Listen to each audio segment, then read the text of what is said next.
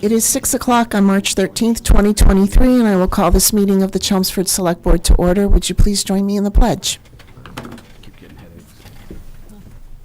I pledge allegiance to the flag of the United States of America and to the republic for which it stands, one nation, under God, indivisible, with liberty and justice for all. Okay, I'm now going to turn the meeting over to Town Moderator John Curlin for a joint meeting with the school committee and the select board. Thank you. Welcome. I call this joint meeting between the Chelmsford Select Board and the Chelmsford School Committee to order. And for the record, we do have a quorum. So the purpose of this meeting is to appoint a new member of the Neshoba Valley Technical High School School Committee because the term expires at the end of this month. So do we have any nominations? I'll nominate Lawrence McDonald. Do I have a second? Second. Are there any other nominations? There being none, do I hear a motion to close the nominations? So moved. Do I have a second? Second. Mark, you can have it. Is there any discussion?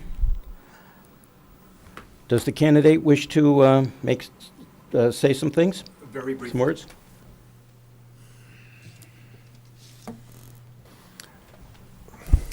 Thank you, Mr. Moderator, and thank you all. I greatly appreciate the opportunity to represent Chelmsford on the Neshoba Valley Tech Board. I think Neshoba Tech is a complete gem educationally and a very welcoming and inclusive place. Vocational technical education is very important to me. I am a graduate of a vocational technical high school, a different vocational technical high school, and I don't know if Neshoba Tech was the place it is now when I went, but I would have loved to have gone to a place like that. And the people in this room understand that when you volunteer for a position like this, you're giving up a lot of hours over the course of the year. And in order to do that, to be willing to do that, it has to be something which you're passionate about. And I am passionate about vocational technical education, and I'm passionate about Neshoba Tech. I think it's a well-run organization. I like being part of it. I think I'm fairly effective as a school committee member. I chair the policy subcommittee, and we're redoing our entire manual. I'm on the budget and finance subcommittee, and I previously was on the curriculum subcommittee. And at the regular meetings, I'm the person who asks about 1 million questions. So I do appreciate the opportunity to continue to serve for another 3 years. And thank you. And if there are no questions, that's all from me. Thank you. Thank you. At this point, we will vote. The Select Board will vote first. Do you need a motion? Or you all can vote together if you want. I mean, Or it's, do you need a motion to nominate him? We already have that. he's already been nominated and seconded. Sorry. Okay, so all in favor of the candidate, Lawrence McDonald, to serve a 3-year term expiring on June 31st, 2026, please signify by saying aye. Aye. Aye. Any opposed? Unanimous? Thank you very much. Now I will entertain a motion to adjourn the joint meeting. I motion to adjourn the joint meeting. Thank you. Is there a second? Second. Second? All in favor? Aye. Aye. Thank you very much, and remind the members of the town to please vote in April. Thank you. Okay, so we'll resume the select board meeting now and go to public service announcements. The first public service announcement we have is we're offering free Narcan training, Save a Life, Learn How to Recognize an Overdose. This is presented by the Chelmsford Health Department, March 16th at 1 p.m. here at the Town Hall in the training room on the lower level, the Fire Department training room. It's open to all.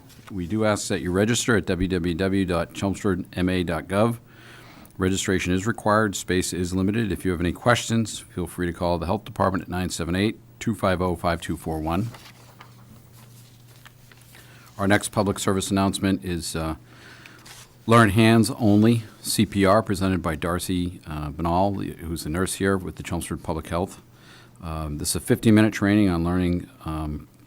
It's for learning purposes only. This is not for certification.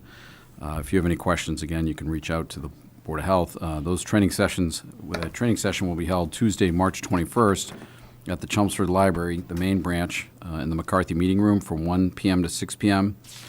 There'll be new sessions every 15 minutes in that time period. The training sessions will include assessing the scene for safety, calling 911, giving chest compressions. You're going to be able to practice on mannequins and the basics of using an AED. Again, sponsored by the Chelmsford Board of Health. Walk-ins are welcome, and it's open to all ages. The next public service announcement we have is just a reminder. The local election is going to be held Tuesday, April 4th. Everyone, your vote counts, so the polls will open at 7 a.m., close at 8 p.m. The deadline to register to vote in the local election is Friday, March 24th at 5 p.m. There is no in-person early voting, but an offering for mail-in voting does exist.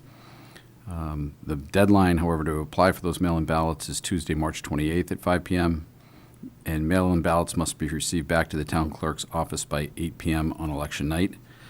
The polling locations are as follow. Precincts 1 and 2 will be at the Senior Center at 75 Groton Road. Precincts 3, 4, 5, 6, 7, and 8 are at McCarthy Middle School at 250 North Road. Precincts 9, 10, 11 are downstairs in the gym here at 50 Billerica Road. Our last notice of the night is our state rep, Simon Cataldo. He's having his office hours on Monday, March 20th. That's at the Concord Harvey Wheeler Community Center from 1:30 to 3. In Acton at the Town Hall in room 126 from 3:30 to 5. And then they will also be having on Monday, March 27th in Carlisle at the Town Hall in the Clark Room from 1 to 2:30. And Chelmsford Town Offices, room 205 from 3 to 4:30. Chelmsford Town Offices close at 4 p.m. Office hours will be via phone from 4 to 4:30. Please send an email to Kyle Stapleton, kyle.stapleton@mahouse.gov if you'd like to use this option and schedule a phone meeting with Simon. Thank you. Okay. Next up, we have public input. Is there anyone who would like to speak during public input?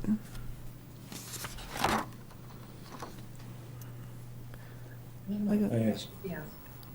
Go ahead. We just need your name and address for the record, please. Mr. Olson? Yes, thank you. My name is Everett Olson. I live at 140 Groton Road, North Chelmsford. I have been a lifelong resident at the intersection of Main Street and Route 40.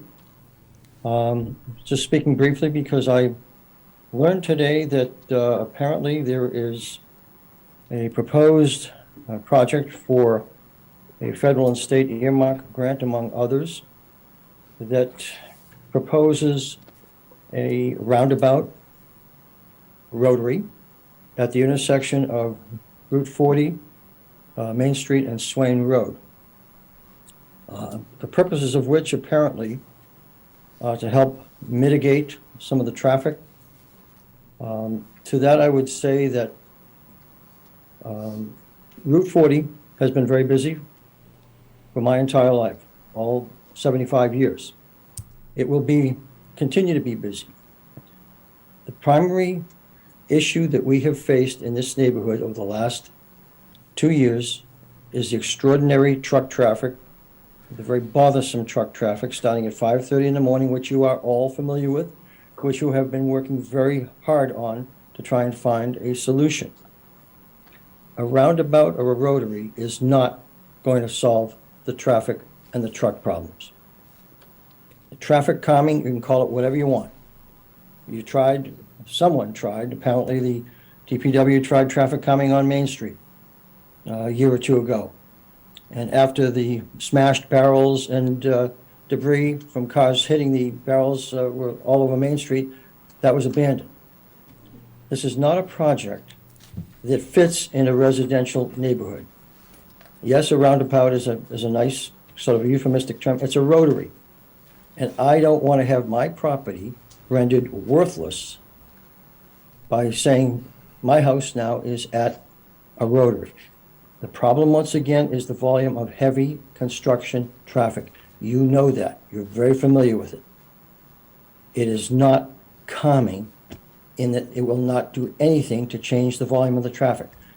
The real problem is, I think you need to continue to try to negotiate with the town of Westford to have their order of conditions changed that required all truck traffic to turn left onto Route 40 coming into Chelmsford. I think you need to continue to put pressure on Mr. DeFelice to find an alternate route, perhaps through his property for that truck traffic.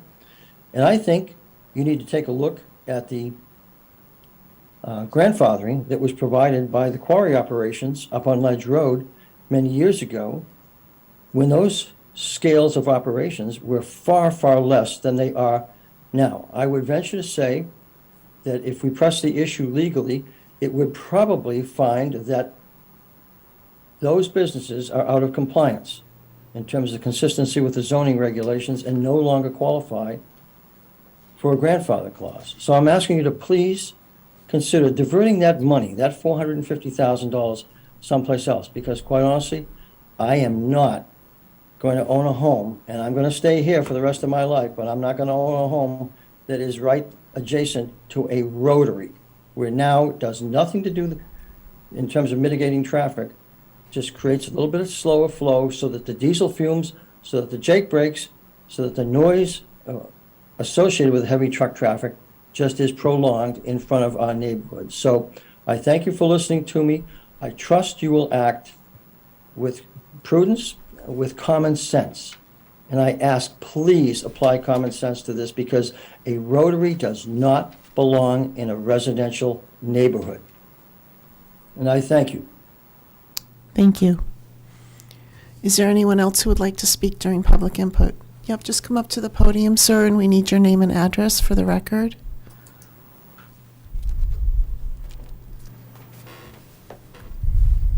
Hi, I'm John Kelly, 88 Dunshire Drive, which is at the bottom of Swain Road.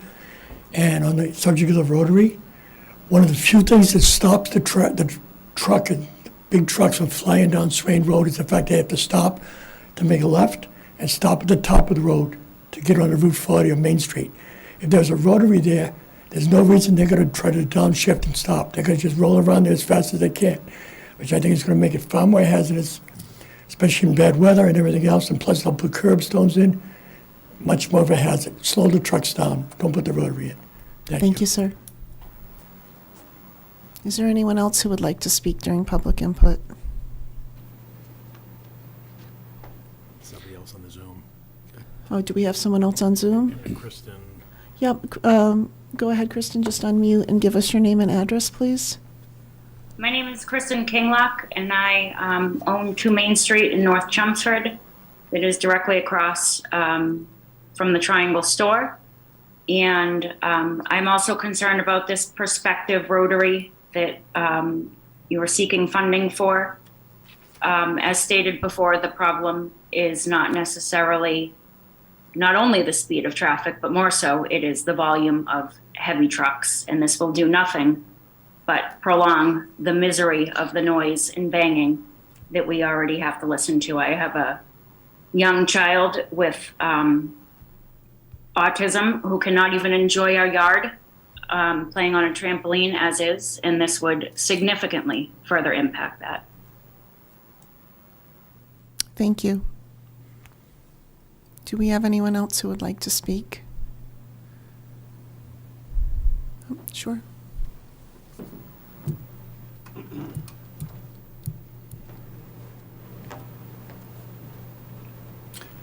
Hi, I'm Mark Workman on 10 Dunshire Drive in North Chelmsford. This is the first I've heard about the Rotary, and I'm dead against it. For reasons I've heard from Mr. Olson and John Kelly. Thank you. Thank you. Do we have anyone else who would like to speak during public input?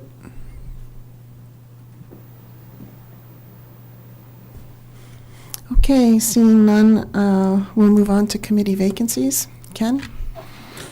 So for the week of March 13th, we have the following vacancies available. Arts and Technology Education Fund Committee has one unexpired 3-year term. The Bicycle and Pedestrian Advisory Committee is looking to fill one seat. That's a 3-year term. Commissions on Disabilities has one 3-year term. The Community Action Program Committee has 4 one-year terms available. Community Preservation Fund Committee has one 3-year term available. Council on Aging Board is looking to fill one seat, and that's a 3-year term. Holiday Decorating Committee has one 1-year term. The Parade Committee, all applicants are welcome. Those terms expire each July 31st.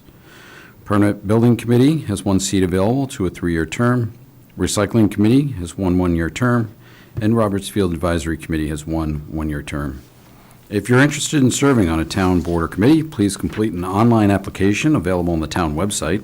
For more information, you can reach out to the town manager's office. You can be reached by phone number at 978-250-5202 or email, which is tmoffice@chelmsfordma.gov. Thank you. Thank you, Ken. Next up, we have public hearings. The first public hearing is for National Grid and a Verizon poll petition for Dunshire Drive. Do we have anyone here from National Grid and/or Verizon? Good evening, Dave Boucher, on the Zoom call. Senior designer, National Grid, 1101 Turnpike Street, North Andover. Do you want Did you want to say anything before I spoke, or? No, sir. Do you want to just give a little background on what your application is for? Yeah, the first one is for Dunshire Drive, is that correct? Yeah, we're just taking Dunshire right now. Yes, I understand that. I wanted to get the correct one first. Dunshire Drive, as you're showing right now, what we have is a pole that's in the area of that deep brook that it's a brook of sorts that the town wants to do some work on, and what we're doing is moving that pole 22, approximately 40 feet to the location shown, a little bit closer to the house in the lower right, number 10, and that would be the new spot for pole number 22, and would enable the telephone company to remove the pole once all the utilities are off. And that's what we would do going forward if the town approves this tonight.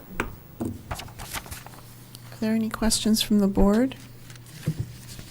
This is the request of the DPW, Paul? Yeah. Yeah, What is the town trying to do It's that's? that culvert project on Dunshire that is scheduled to begin work this spring. And it can't be done with the pole where it is? No, because it's basically a improvement out there, and so that's why the pole has been asked to be relocated. It's a what pole? It's an improvement to the culvert, Okay. so that's why the relocation of the pole. Any other comments or questions from the board at this time? So it couldn't go back? No, it's because of the whole flood prevention and Okay. protection. That's why it's being moved. Okay, this is a public hearing. Do we have any comments from the public? Sure, come up to the podium, and we just need your name and address again, please.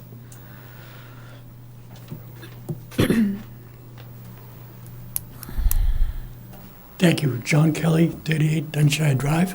So the pole that you're looking at is at the end of my driveway, and it's perfectly understandable it has to be removed because the roadway is collapsing and a new culvert is going to be placed in there. Pole is in the brook.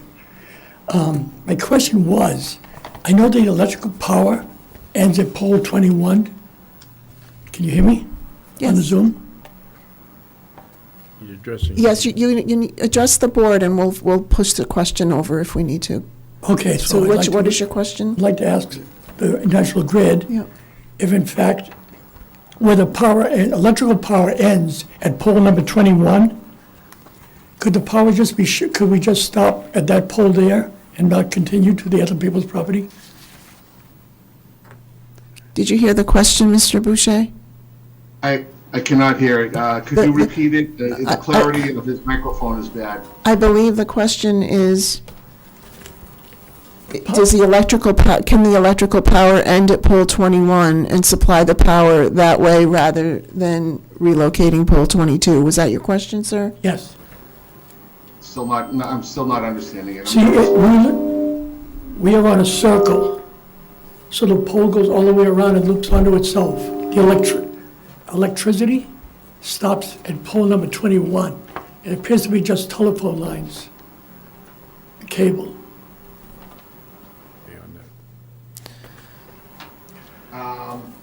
I think what you're saying is there's no electricity on those poles? It ends at pole 21. He's saying the electricity ends at pole 21. So can you just, You have to pull it all. right, do you even need pole 22 at all? Still not getting it, I'm very sorry. He's from Is there a chat box? you No, can they chat? disable it. Oh. Can I call him? Chelmsford Telemedia, is there any way we can, He could call me if he wants to. Could you give me your number? I can, perhaps I could text it in the Zoom, we have the chat disabled, sir, because of Okay. open Okay. meeting law issues, but Understand, we're welcome. I heard that. How come he can understand you now, but he can't understand you when you ask the question? Did you I just, can hear you very clearly, Why sir. don't you just ask the question? who can you hear? Paul. Paul? He can hear you. No, he said sir. Oh, could you hear the chair when she spoke? I can hear you talking, sir. All right, Yes. Paul, why Okay. don't you ask the question then? Okay, the question is that the electrical service that is extended to pole 22 does not extend any further, and the question was, when they take out pole 22 and relocate it, could they Yes. just stop the electrical service at pole 21, which is the end of the electrical service, and that's roadway? And do we even need pole 22? And therefore, do you probably need pole 22 perhaps for Verizon's purposes, but is there a need to reinstall the electrical service on pole 22? Well, yes, there would be. The reason being, it enables us to have more reliability, being able to, it's a circle. And what that would enable us to do is bring electricity past the pole, from the pole where it intersects, or there's an intersection near that gentleman's house, and give us the ability to restore customers that are in the northwest part of that street, from where the intersection is, if we have that connected the way with electric wires. And not to say, I don't know what telephone lines are on there, and they'll probably have to stay on there too. But yeah, there is a reason why we need it. There's a neutral ground wire that runs along, and it connects everything together, and that's for safety. So there are a couple of reasons why we would want to be able to do that. Thank you. Okay, thank you. Thank you. But thank you. Would anyone else from the public like to speak?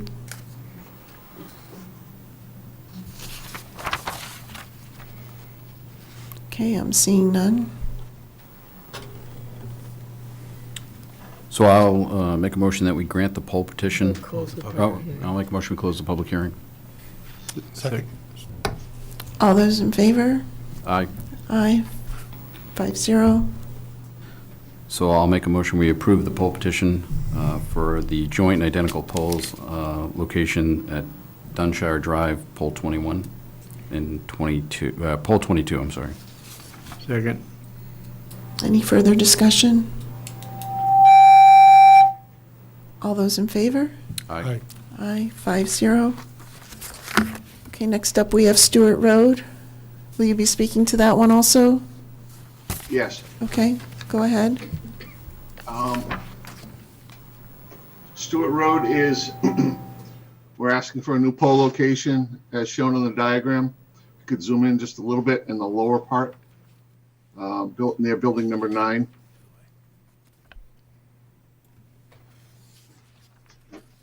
It's pole 13-50.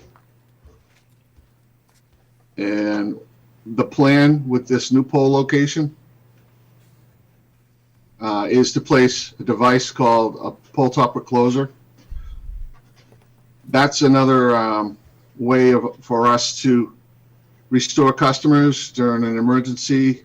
It's a switch where we can open up the primary voltage circuit and shut it off and refeed it from a different direction.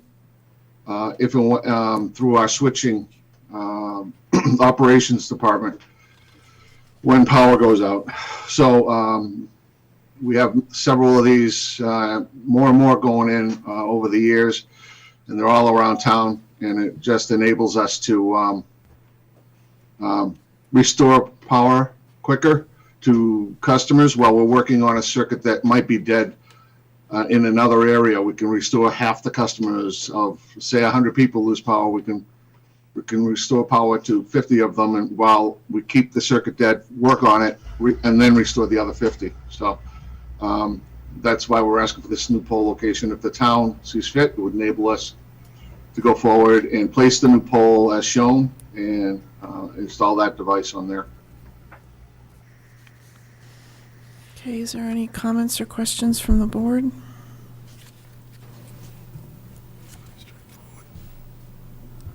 So, quick question for you. What's the distance between the two existing poles, 13 and 14? It's probably somewhere around 120 feet. So you'd have 3 poles within 120 feet? Yeah, I can pull that up really quickly if you really want to know, but that's the normal distance. I'm just giving you like the normal distance that we have. 120 to 150 is right. An average distance. So yeah, approximately 120 feet, maybe 150. And So the other places in town you've done this, they're always at 60-foot intervals, or you've piggybacked them onto 120-foot expanse? All kinds. Yeah. All kinds of different distances. It could be 30 feet away, depending on, what you have for a layout. We're not going to come any closer than 20 feet from another pole because we need work. We try not to anyways, in order to work between them and get the bucket up there. But yeah, it could be, depending on the situation. You don't want to land, obviously you can't land it in a driveway or in a parking lot opening or something like that where it might be. So you might only be going 40 feet from another pole. In this case, the designer decided to split the difference, and that would, if you have the choice, that's what you try to do. You try to make it an even side on either, And do you normally put these on the pole by themselves, or can you put them on an existing pole? You can't. There's no room on the existing pole. Is going to be another device called a load break. So the two work in conjunction with each other.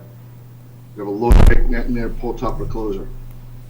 One device on each pole. So and that pole's already got something on it. And the other pole on the other side, I don't know what's on that, but obviously if it was an empty pole, they would have used it. Pole 14. Yeah. Hate the look of 60-feet poles, but that's the only way to do it. Yeah. Yeah, we don't want to put them out there, believe me. It's more infrastructure to maintain. Are there frequent problems down there? Is that why they're doing this? Is this to create, stop frequent, blowouts or, problems with the electricity down there? The reason for this move, or is this just you increasing the power, or any? It's not. It's a way that we use to switch circuits so that we can feed different parts of town with another circuit while the power is out. It's a reliability thing where we can now have the opportunity to, as I was trying to explain a little earlier, if 1,000 people go out in one part of town, if we're able to open up that circuit right there and isolate the area, like let's say north of it, and then go to the next pole top recloser and load break on that circuit, we can isolate it so that only maybe 100 customers are out instead of 1,000. We're returning 900 back to power. while we fix those 100 people are out of power. So it's just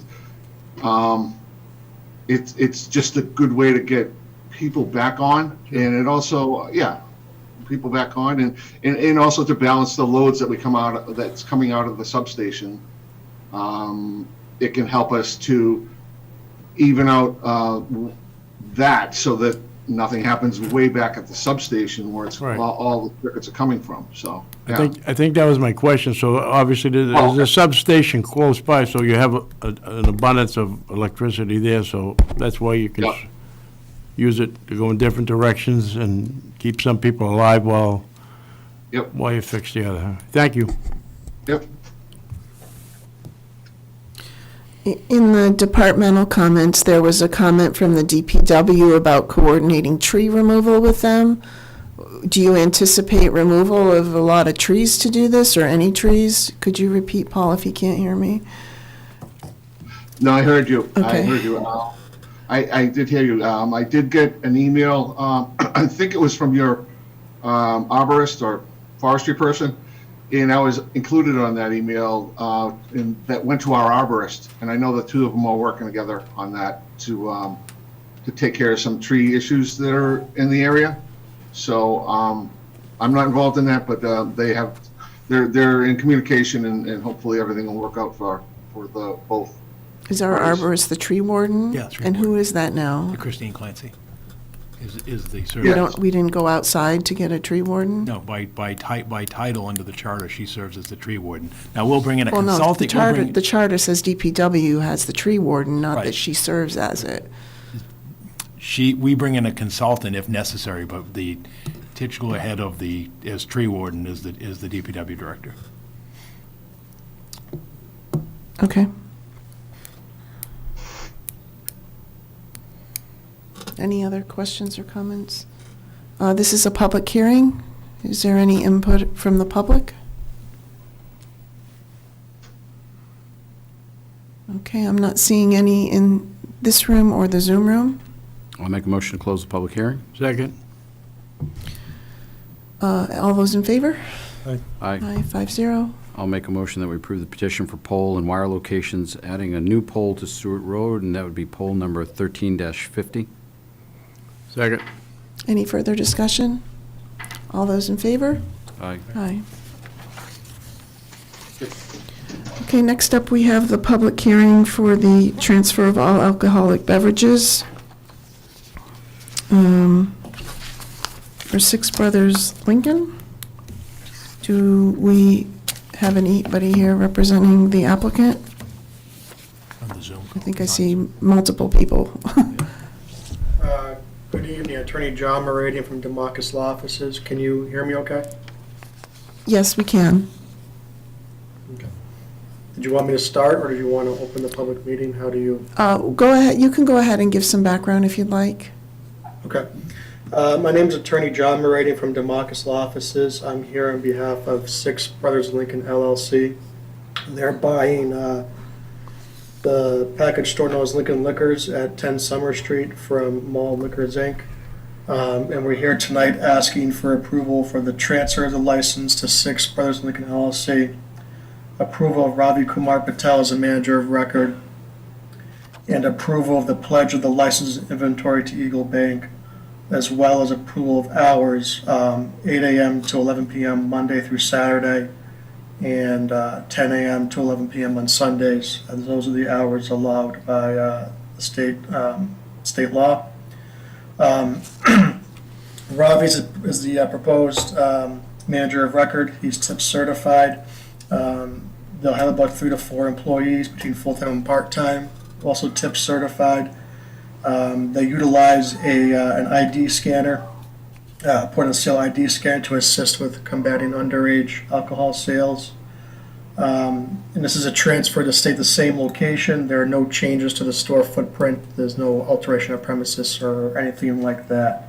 So with that, I'll welcome any questions you may have for myself. And Ravi is with you on the call, too.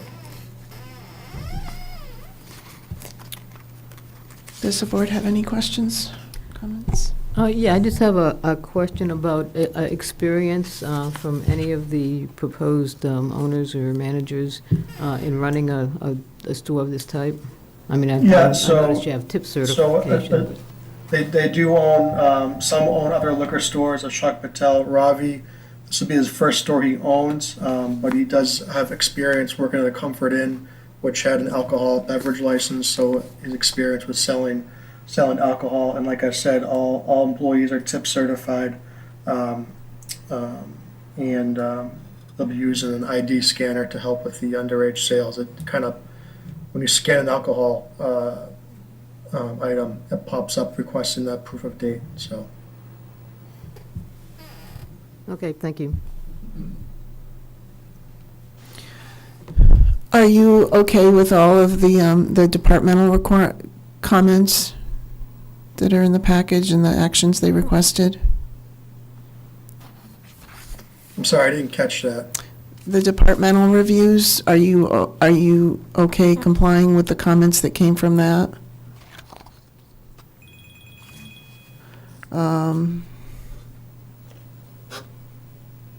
There's a lot of background on your question, I'm sorry. Paul, could you ask the question, please? The town departments made reviews and comments on the proposed license transfer. For example, the Board of Health noted that you'd have to obtain the retail permit and also the tobacco sales permit, those type of. Yes. So she's asking if you've had a chance to review those, if you had any concerns with those. Yeah. No, that's entirely what we expect. The Board of Health permits, this process takes 6 to 8 weeks to get approved by the ABCC. So in between that downtime, we'll be moving forward with getting the Board of Health permits for tobacco sales. So I saw their comment that they want that. That's what we do is between now, before we actually, close and buy the store, we'll get the other necessary department permits. And I know the fire department wanted updated contact info and updated fire reports. So we're working to get those from the landlord to provide those also. Thank you. Quick question, are these the same hours as Lincoln was operating? The answer is no. They're extending the hours. Could you repeat the question? Sure. I don't know if you heard the question. The question is whether this were the same hours of the current operation. And the answer to that is, in case you're not aware, because this isn't is they're extending the hours from 10 p.m. to 11 p.m., which is not uncommon with many other license holders of off-premises sale in the community. So we've checked that in our office. This is an extension of their hours, but it's not in conflict with other licenses that have been granted by the board in the community. And also earlier. And also earlier, yes, the 8 8 a.m. on Sundays. So Paul, I have a question about the pledging of the license. I know we don't, I think we did that once before. We pledged a license. Does that have any risk for the town? No, the ABCC requires them to identify the sources of funds for the project, and it's not uncommon for the purchase, and it's not uncommon for, in this case, a lien holder or a license holder, in this case, the bank, who's providing the financing to be identified on the license, and that also gets examined by the ABCC, but it doesn't present any risk or liability for the town. Okay. And just to follow up on that aspect of the pledge, if the borrowers were to default, any lien holder would have to come back to the select board to get approval for a transfer. So the town does have the ultimate control over what happens with the license in that aspect. Okay, thank you. Just back to the hours, was there any reason why the Lincoln Liquors had reduced hours from what's being asked now? Or the flip side of the coin is, why are you extending the hours? No, I'm wondering yeah. why. Okay, no, I don't want the flip side. I want why. I'm not aware that there was any So that's what they restriction requested. I mean, we have a previous license owner in the audience, if you want to explain the historic nature. I mean, I'm not aware there was any issues with come to the podium if you're John, going if you to could, speak, I'm not please? aware of any issues with the hours that restricted the Right. previous owners at that location from operating. There was no actions by the town. Yes, John Harrington, I originally owned Harrington Wine and Liquors. The hours are 8 to 11, that's set by the state. Right. We, at our store, we had numerous hours, but within that ramification of the amount of hours. So a liquor store, like the one asking for the license, as long as they're within what's available and what's legal, they can make the decision. Now, it depends on your business. More than likely, it's the business. They will change their hours based on how they see the customer count and so forth, just like I did for years. I used to be open 8 to 11 forever. And then we went up to the shopping center and then to the new place. The customers weren't coming in at that early hour, so we adjusted it to 9 to 10, 9 in the morning to 10 in the evening. That's what, No, yeah, I understand that purpose, John. What my real question is, was there any input from the town prior that may have made the hours less? Were there any issues between 10 and 11 at night? Were there any other issues that may have caused the town to give input that suggested that maybe it should close sooner? well, I think my understanding from this in the past was because, and John just kind of hinted on it, there was nobody coming in, so they, No, I get the business let him answer the reasons. question. I get the business reasons. I'm not aware of any town issues Okay, with that's all I sales wanted to know. or, And you know, so there was no issues. restriction, There were no restrictive comments from the town? No, there were no Okay, issues that's all that we I wanted had to know. with, not with our store, with any stores in Yeah, right. town, I'd be aware Well, I of that. understand the business side. Okay. Anything else? Thanks. Mark? No, Thank you. appreciate it. George? Any other comments or questions from the board? Okay, this is a public hearing. Is there any input from the public?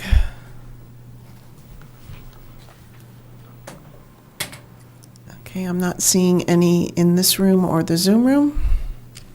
I'll make a motion to close the public hearing. I would, Oh, do you want to extend it to the one meeting? I do. Yes. So I'll make a motion to continue the public hearing until our next meeting. Which is, you have to give the date, Uh, March 27th. With, all right, so I'll make a motion to continue the public hearing to March 27th. Well, my only comment would be, is that, well, we only have one more meeting, right? And then maybe the board remains the same, maybe it changes. But, and I don't know if that has any effect. I mean, I thought we extended 2 weeks for new licenses. yeah, I don't think, yeah, right. That's why it's only a transfer, so. Didn't we go through this before? Well, let me ask you, Yeah. can I ask it this way? Is it going to hold them up from closing or anything? Because they have to go to the ABCC anyways. Well, the letter that was sent to them said, as a matter of policy, the select board continues public hearings for new or transferred alcohol Oh, it's licenses. transferred, sorry, Pat, Yep. okay. Yeah, so That's I my understand bad. the town has a 2-week period between the next hearing. That's completely, that's okay. We Okay. have the hearings for the remaining locations tonight and the other, this is a part of a chain deal, but they're tonight, but that won't be much of a hindrance. So I welcome, to come back in 2 weeks for any more questions if anybody has any. Okay. I'll second the motion. Any further discussion? Nice to go. All those in favor? Aye. Aye, 5-0. We'll see you on the 27th. Thank you.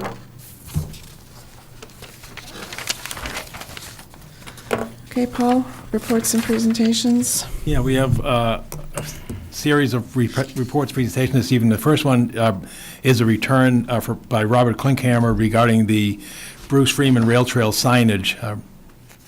Robert is the chair of the Bicycle and Pedestrian Advisory Committee, and I think he's going to give you an update on where the overall issue is and trying to sort of close the loop on this. Yeah, on, Robert Klinkhammer, BPAC Chair. So on December 15th, we voted to approve the original letter from the Friends regarding the signage. There was a little bit of confusion over whether or not we were going to be feedback back, and we were kind of back and forth, but that got resolved, and so we approved it in December. So, and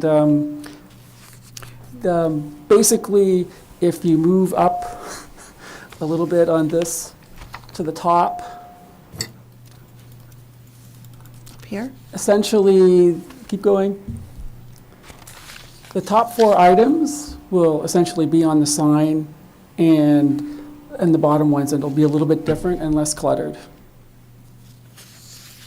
So what is it that they're asking the select board to, they asked for some kind of vote They from asked us? for approval Okay. because the signage, they want to unify the signage across all the trails. Each of the towns has slightly different, and this will make it consistent.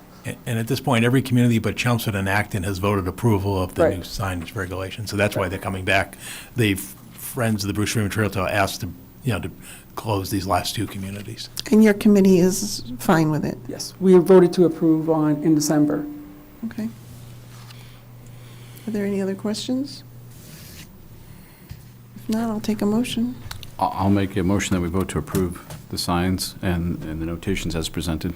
Second. Any further discussion? All those in favor? Aye. Aye, 5-0. Thank You're all you. set, thank you. Now it's just Acton. Next, we have Fred Brousseau, who's the chair of the Age-Friendly Implementation Committee, who's going to give a report regarding fiscal year 2022's progress. With PowerPoint. Madam Chair, members of the board, Mr. Town Manager, I'm Fred Brousseau. I co-chair with Debbie Siriani the Age-Friendly Chelmsford Implementation Committee, and I appreciate the opportunity tonight to bring you up to speed as to our FY22 project report. As far as the briefing outline, I'd like to give you a brief background. I'll identify all the committee members. We'll give you a Age-Friendly Chelmsford timeline overview to tell you how we got to where we are. We'll talk about the 8 domains that we each assessed and came to an action plan for. I'll give you some progress reports by domain, and I'll offer some summary FY22 observations, and also identify some additional information sources. As far as the brief background, as a member of the AARP network of age-friendly communities, during its age-friendly planning phase, Chelmsford assessed its age-friendliness across several domains. I want to emphasize here, however, that even before we became a member, Chelmsford was already age-friendly. But the process we're following as a member, as you will see, making Chelmsford even more age-friendly. The planning phase in the age-friendly, it resulted in the age-friendly Chelmsford Action Plan that was approved by the town and subsequently by AARP in March of 2021. Upon approval of that action plan, in May of 2021, the Age-Friendly Chelmsford Implementation Committee was formed to address the goals and accomplish the actions that were in the action plan. And despite the impacts of the pandemic, during 2022, these domains, I feel, were very successful in making Chelmsford even more age-friendly. This shows the members of the committee. Many of them are town employees, and I've included their town position on the list.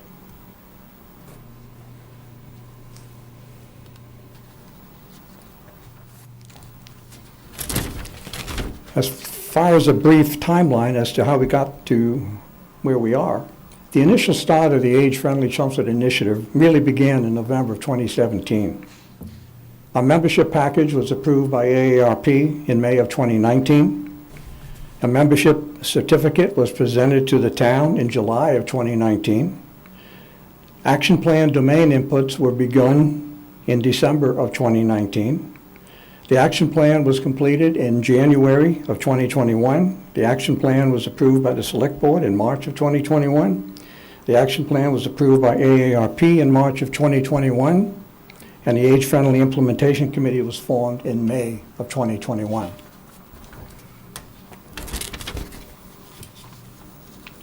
This gives you a listing of the domains that the Age-Friendly Implementation Committee is assessing. I have a listing here of several domains with their respective domain lead and overarching goal.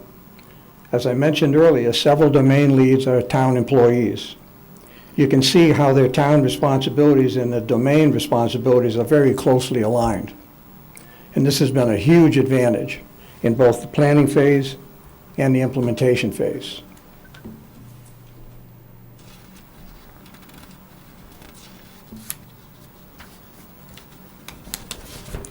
Move on to each of the domains. We'll talk about housing first.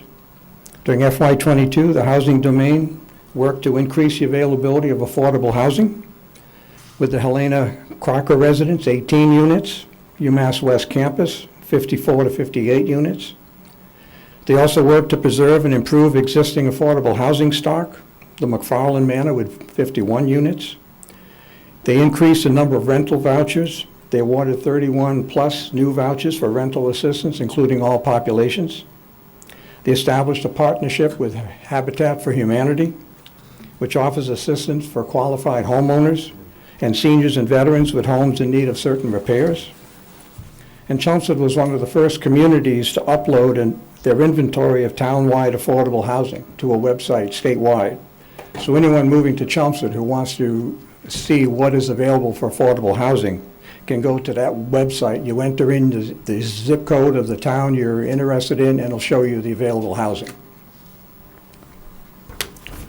Moving on to transportation. This domain planned and promoted a supplementary volunteer transportation service called Chelmsford Ride. It's supplementary to the existing senior center transportation service. It has volunteer drivers, town-furnished vehicles.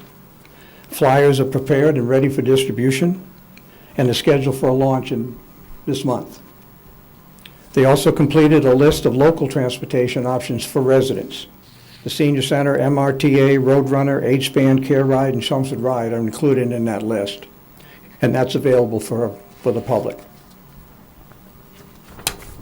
Community supports and health services purchased and distributed 15 electronic key boxes. These are the Knox boxes that are used by real estate agents. This was a project that was initiated jointly by the fire department and the police department. It was funded by an earmarked state grant.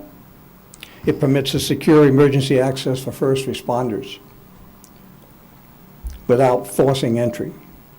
They also purchased and distributed 11 of 15 safety net bracelets. This was a project initiated by the police department and funded by the town manager. It allows police to track missing people with cognitive impairments.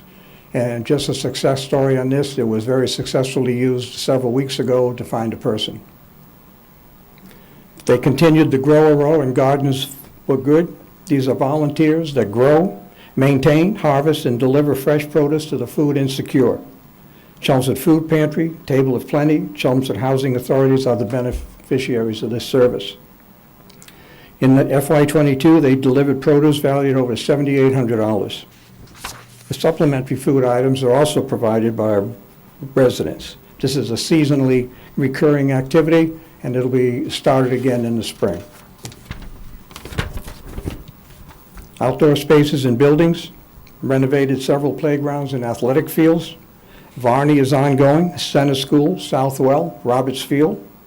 All playgrounds will be ADA compliant. Installed 2 outdoor fitness areas, one in Chelmsford Center, the other at Roberts Field. Roberts Field also has a 1/3 of a mile walking track that's around the facility. And in that 1/3 of a mile, there are 4 stations with fitness equipment suitable for all ages. Created a new pocket park at the intersection of Worthing Street and North Road. This was a cross-domain interdepartmental partnership with local sponsorships furnishing some of the plants and shrubbery. Also enhanced interdepartmental collaboration. The DPW and the police department are working hand in hand to provide increased security mechanisms at the playgrounds. Social participation, respect, and inclusion. Conducted multiple multicultural lecture series, held intergenerational multicultural week-long activities with Chinese students aged 12 and above, and seniors. They host an LGBTQ and Friends social group twice monthly. They conducted dementia-friendly training, the center staff and transportation van drivers, and at least one employee from each town department has received this training. The civic engagement and employment. During FY22, they planned and promoted an age-friendly job fair. The job fair was actually held in August. Mass Hire, Chelmsford Senior Center, Chelmsford Business Development were partners.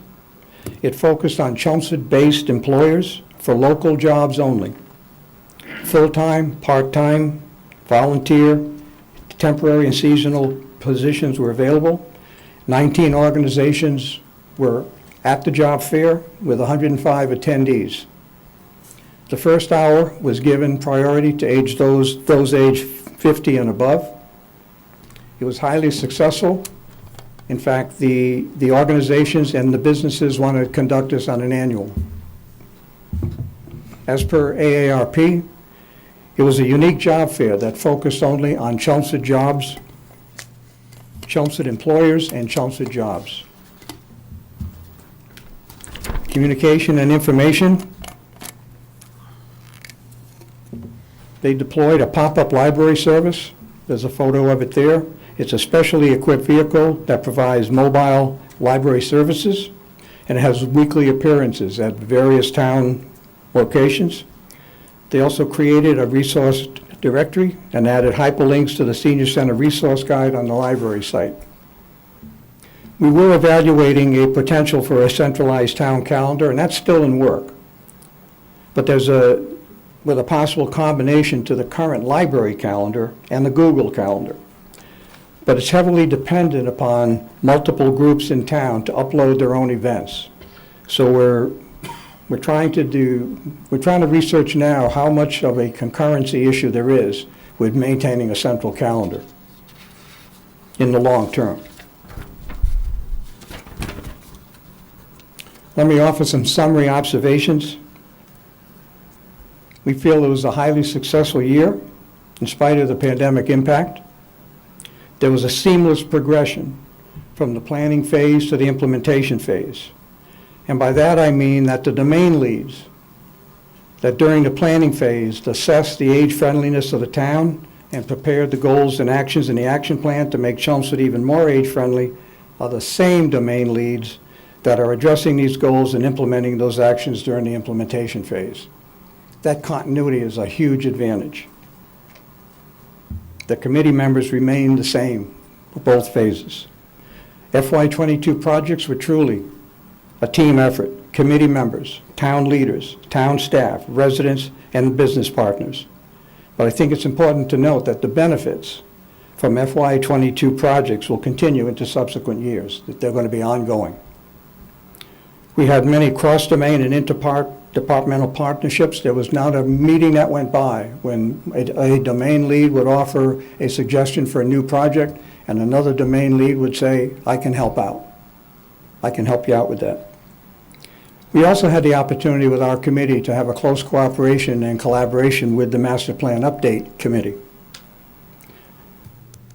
The new master plan is more age-friendly, especially in housing, transportation, and open spaces, which correlate very closely to 3 of our domains. The business partners contributed to the success of many FY22 projects, Habitat for Humanity, Mass Hire, and we need to enhance our community outreach. And I want to use that last as a segue into the final chart. If anyone is looking for more information on our committee, we've just added a web page to the town site, www.chelmsfordma.gov. Click on Community, then Age Friendly Chelmsford, and that'll show you the action plan and other documents that we have. You can search the internet for Age Friendly Chelmsford.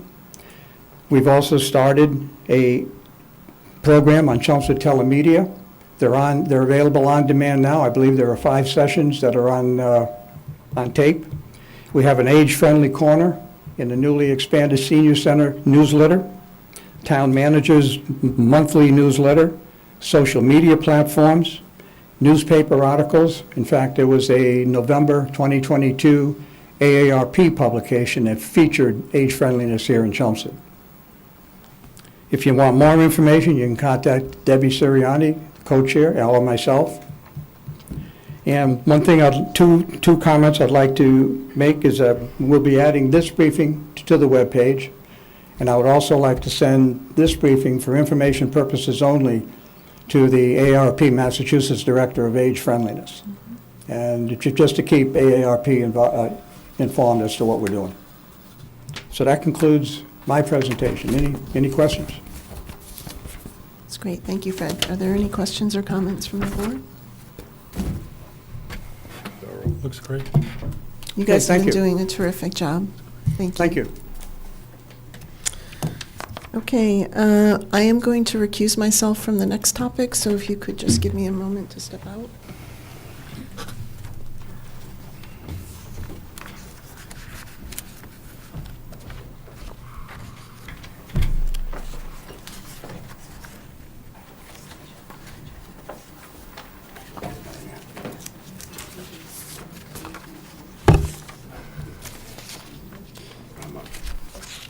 Good evening, Select Board, and thank you for your time tonight. My name is Kenny Pantuso, and I have Christine Williams with me on behalf of Central Congregational Church here in Chelmsford at 1 Worthen Street. Last year, we kicked off our capital campaign, which is a campaign in which we seek to take care of large ticket items in our church, be it painting the sanctuary, repaving the parking lot, a kitchen overhaul. And we're overhauling our kitchen, bringing everything up to code, and one of the items is going to be a grease trap required by the town in the sum of $52,100. We have the quotes for you.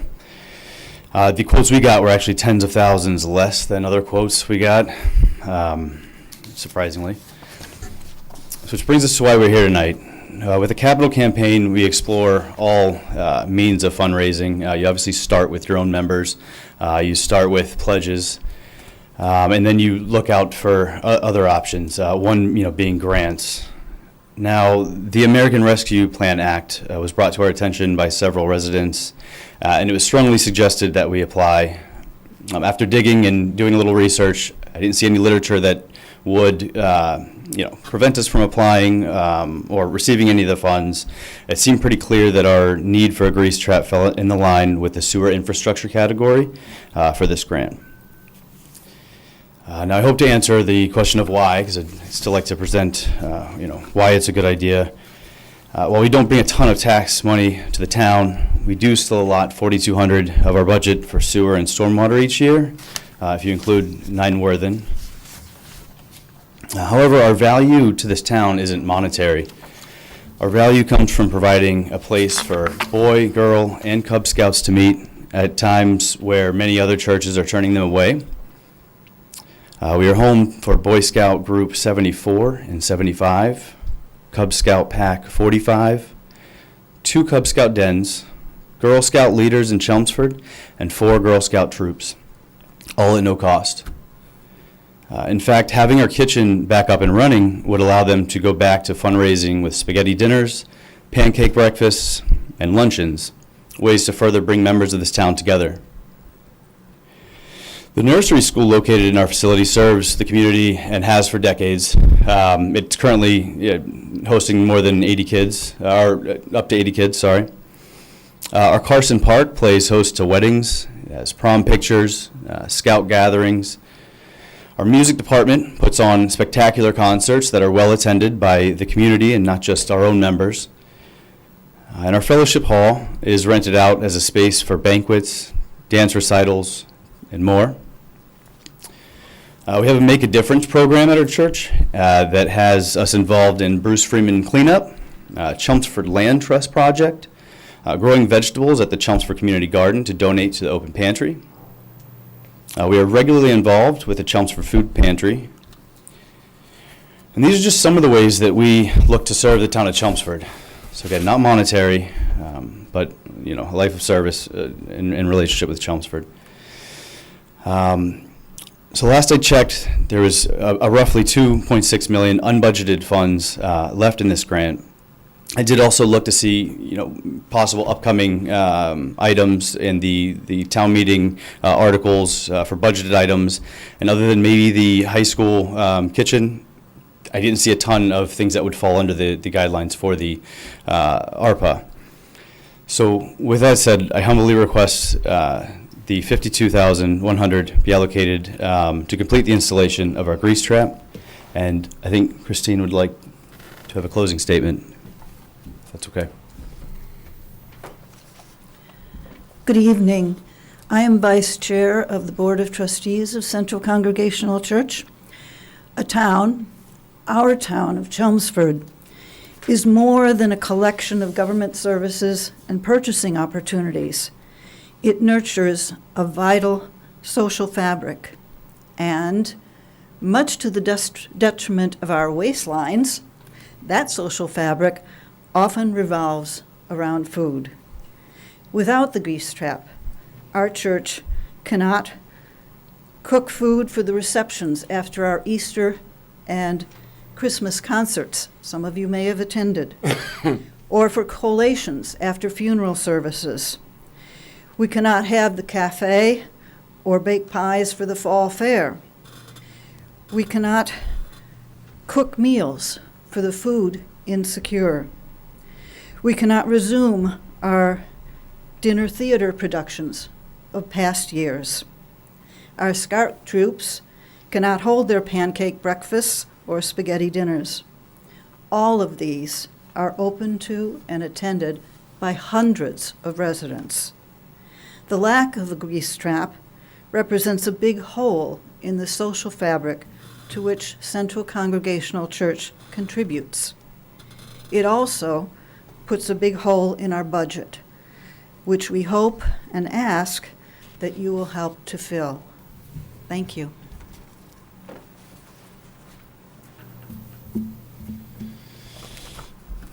That concludes our presentation. Any questions for us? You mentioned you had varying prices. I mean, how wide were the? I think we got upwards. We got to about 80,000. I think the one we accepted was roughly 30,000 less. So the 50 was the lowest price, basically? Correct, and that would include the quote for the inside work and the outside work.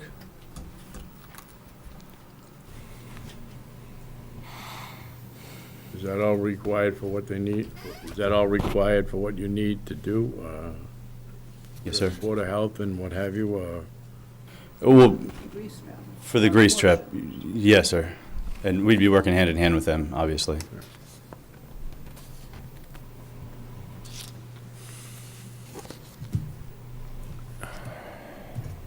The grease trap is one of several code upgrade projects for our kitchen. Yes, ma'am. We budgeted it at roughly $67,000. Well, the grease trap is $52,000, we now find out, which severely restricts our ability to address other code issues in the kitchen. Thank you.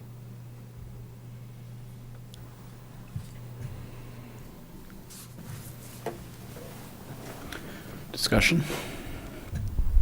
We had one of these before. I did not favor it then, and I understand your situation. We do have $2 million, as you said, left in that account. We have many other needs that, quite frankly, I think would affect more of the community. And like I said, I do understand your situation, but I don't feel it's fair to others. I know the Unitarian Church just finished a big renovation there, and they paid for all of their needs through fundraising. Right. I think we just found that it fell under the guidelines, which is why, we're going to ask you for the parking lot. Promise. Any thoughts? Yeah, we did approve one before. However, I found that to be very unique and a one-off as far as I was concerned at that time. And that was because of the town's investment that was going on at Roberts Field at that time.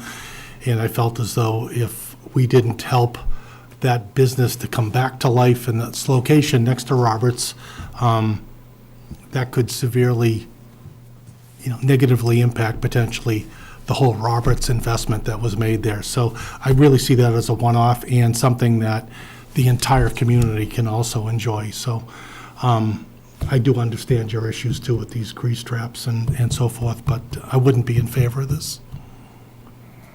So I think if we go back to that, again, back to that first grease trap, there was no lease signed. We wanted a business in there that was going to be a taxpayer and pay some good revenue, and we wanted to support the park, and we covered just half, which was, I think, $14,000. Right. But, Yep.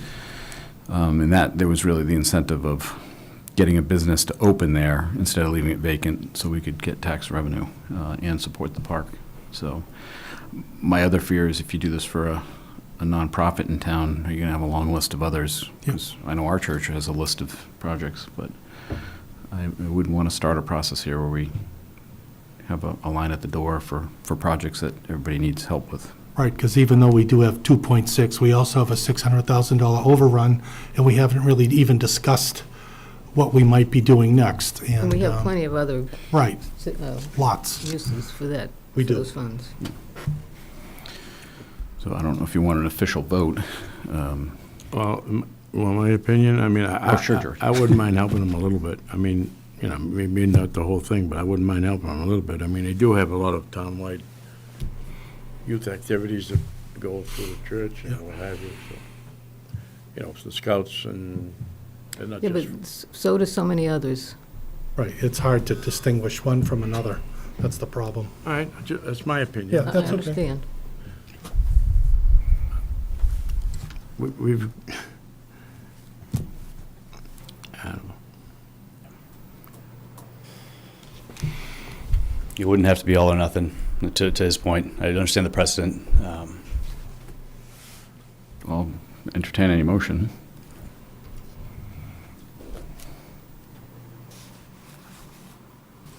I'd like to give them something. That's what I'd like to make some amount of money to help them out a little bit. I think they give it to the town, like all churches do and whatever. And, I mean, we've given a lot of stuff away that, I don't know. I mean, it's better than the youths, the Cubs, the Scouts. I mean, how many times you go over there to give awards out to kids and things like that? I've been there a lot. Yeah. I've been to all the churches a lot. Well, I think there's probably more in that area. I don't know exactly which one. I think it's whatever. I'm not looking to argue. I just like to help them a little bit. I'm in the minority. I'm just voicing my opinion. So I think we've given a little bit of money in different places where we could have argued against it too, but, you know. Can you give me an example? I don't want to go back over it all, Kenny. Right. Right.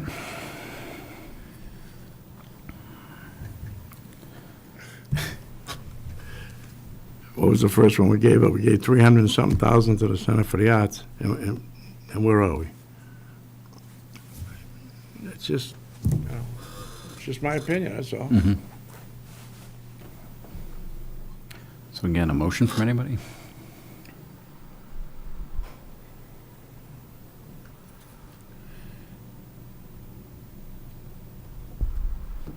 I'll make a motion, we give him $20,000. We have a second.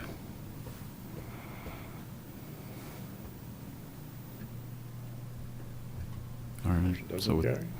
Motion doesn't carry. Okay. All right. Thank you again for your time. Thanks.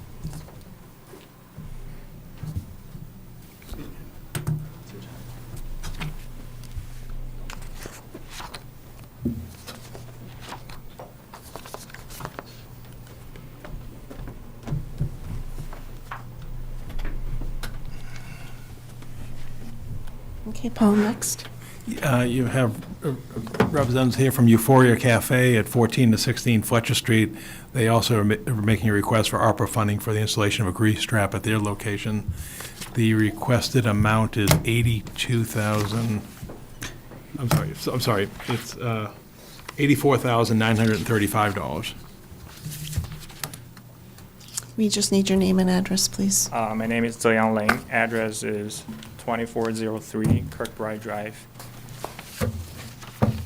Do you want to give a synopsis of what you're requesting? Yeah, so the beginning of this project, I think we've met through a common victualler license meeting before, and I don't know if you guys remember about the coffee shop background.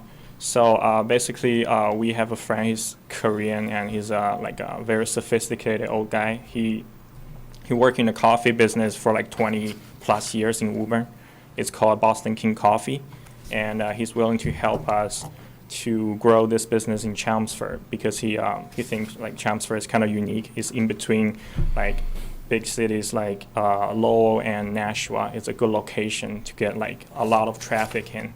So that's why we're searching for a location for our coffee shop. And then 1416 Fletcher Street falls in the line. So we met up with the property manager of that location. And back then we're not aware of like it's mandatory to put an external grease trap in because we're only serving prepackaged sandwich just like Starbucks did. So you just put in the oven and reheat it. And just serving the coffee and a little bit dairy products to mix it in like oat milk and whole milk, something like that. And from like other towns, especially like the Woburn friends, like the owner, he told me he doesn't have a grease trap, external grease trap in his coffee shop. So I'm trying to amend the grease trap, like building the external grease trap with the Board of Health. So I had a meeting with them almost 2 months ago, and they rejected it because they said due to the capacity of the sewer line or something, they just require the food services. Whatever you're serving, you have to put an external grease trap in. And so that's like increasing our budget because my brother and sister-in-law like started this, and I'm helping them through this project, and they have 3 kids. And they have like they already have like $120,000 to invest, and so we're pretty much putting like 80% of our money into this project, and this grease trap thing just like hit us hard. So we kind of like because it increased because we have to saw cut the outside the cement. And then put the grease trap in and then tie it into the main sewer line. And also the inside we need to pipe to align with the external grease trap. And that's like totally unexpected cost. And our goal is like Euphoria Coffee. We want to make multiple shops in the future in Massachusetts, just like Starbucks, but it's a little bit different. I don't know if you guys heard of about Blue Bottle Coffee. It started in California. And now it has roughly almost 300 shops across the world. But their difference between the Starbucks and Blue Bottle is they have handmade coffee and like different like decorating than Starbucks. And I think it's a potential because we are like our service I think is better than Blue Bottle because we source our own beans from 8+ locations near the equator. So those are the best quality of coffee beans, and I think with this shop we can like bring a lot of traffic in for like people to stop by the shop and taste our coffee. And we're not just serving coffee; we also because I'm come from China, and we're also serving like the loose leaf tea because through the international student like experience, most of my American friends and my host family they just drinking the tea with the tea bag in. And that's totally different than Chinese one because I think the loose leaf tea is going to give you more flavor. The reason why I'm saying that our shop has potential to grow in Massachusetts is I know the culture because Dunkin' Donuts started in Quincy. And our advantage is we're not just serving premium quality coffee, we're serving like premium quality of tea.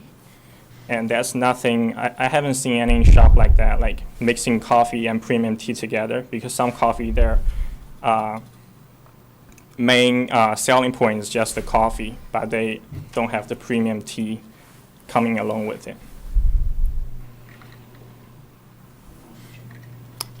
Questions, discussion from the board? Yeah, I have a question. Yes. When you applied for your vitrular license, because there's a process for that here, right? Was there feedback given to you at that point that you would be needing this grease trap? So back then, I think I remember I mentioned to the board, and then you said it's totally up to the Board of Health. That's why I went ahead to schedule myself into the meeting to try to amend, like, get rid of the grease trap, etc. Yeah, they sought a waiver from the Board of Health for the grease trap, and the Board of Health decided not to grant the waiver. Okay, so Board of Health had originally said you're probably going to need a grease trap? Did they? Yeah, my understanding Their was the input? health director suggested that they apply for a waiver from the board, and the board elected not to grant the waiver. Okay, so you feel as though you were aware of this requirement and that there might be a waiver, there may not be a waiver right up front, right? Yeah. Yeah, I'm just curious about the system, the process. Mhm. Okay. I'm not aware of that until, like, because my brother and sister-in-law, their English is not that good, they're Korean. I understand, yeah. And they just signed the lease, and the property manager, they're now aware of, we need to put a grease trap in, so they signed the lease, and then later on, we apply through health department, and then that thing No, I popped get out. that part. Yeah.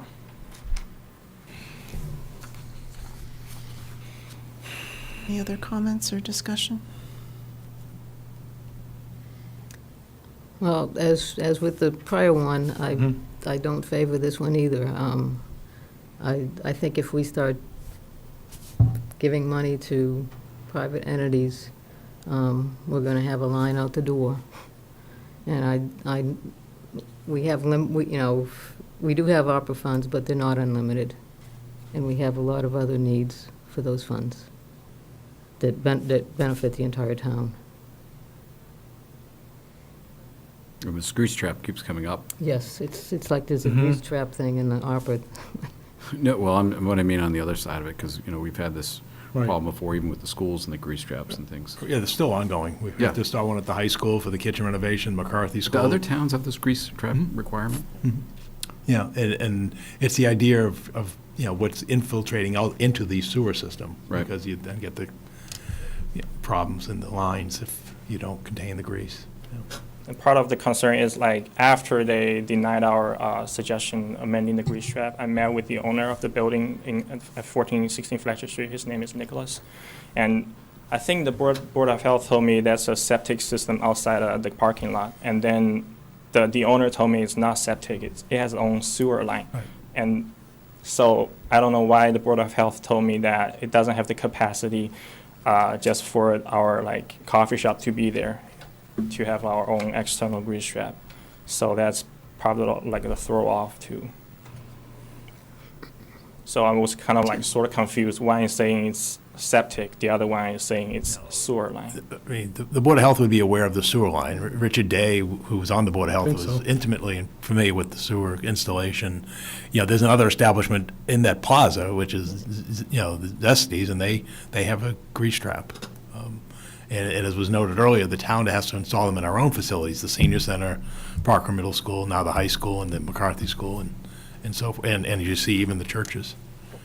I mean, not that I want to send you somewhere else, but it almost seems like the property owner would be willing to help you out a little bit to have So tenants they in- already in helped that- us, like, through giving us like 8 months free rent. That's Oh, like a wow. big generosity from them.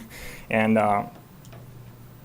to be honest, I think our coffee shop is gonna really bring, like, popularity into this town, because if you see the Woburn owners' coffee shop, you taste their coffee and product, they're like the best, I can say, compared to other coffee shop around here. I've been to like more than 20 coffee shops now in the Boston area. And the only disadvantage for the Woburn owner coffee is his son is running the business, and he's willing to do like local business, so his idea is like not growing the business. So this Korean old guy's hope is kind of like sort of leaning onto us. And I think it's a great idea to combine his sophisticated knowledge and to our like newly designed coffee shop business model. I think it's a perfect combination that can bring a lot of traffic, and for monetary purpose and GDP-wise, it's going to be very good for the town. Just like you mentioned, a lot of people visit Seattle. They go to Pike Market to see the first Starbucks. So just imagine in the future, maybe in 10 years, 20 years, people like visiting Chelmsford to visit the very first Euphoria coffee. I hope that happens for Well, you. yeah, I hope that does happen. Why don't we go around the board? Pat, you've said what you think, Ken? Yeah, I just look at that, I was listening to everything that was being said until the point of Zesties came up. You know, Zesties, the landlord knew that Zesties had to have a grease trap. So I don't understand why the landlord wouldn't have known that this needed a grease trap. So I'm not really in favor of it either.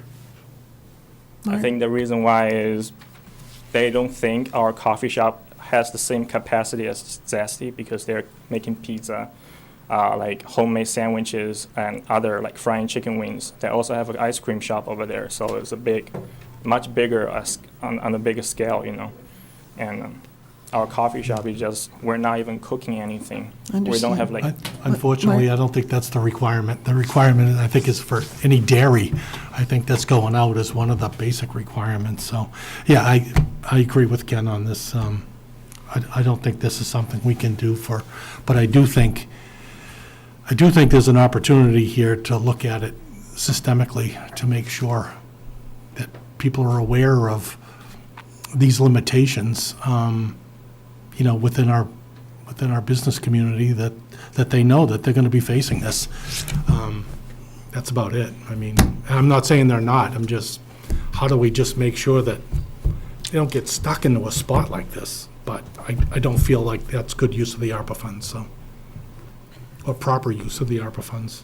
George? I'm going to abstain because I just don't want it to look like I'm going against something because I lost the last one. You know what I mean? You can say whatever you'd like. I know. I just did, actually. That's all I want to say. Okay. Thank you. I share the concerns of the other board members. We just don't have the luxury with the ARPA funds we were given in Chelmsford. I know there are other municipalities, you know, that received hundreds of millions that have put aside grant money for their businesses, but we had one other one that was really a very unique case. And Can you specify which case that I think is? I think they already discussed it in the previous one at Roberts Field. It was very much tied to the community and the economic development for that particular structure.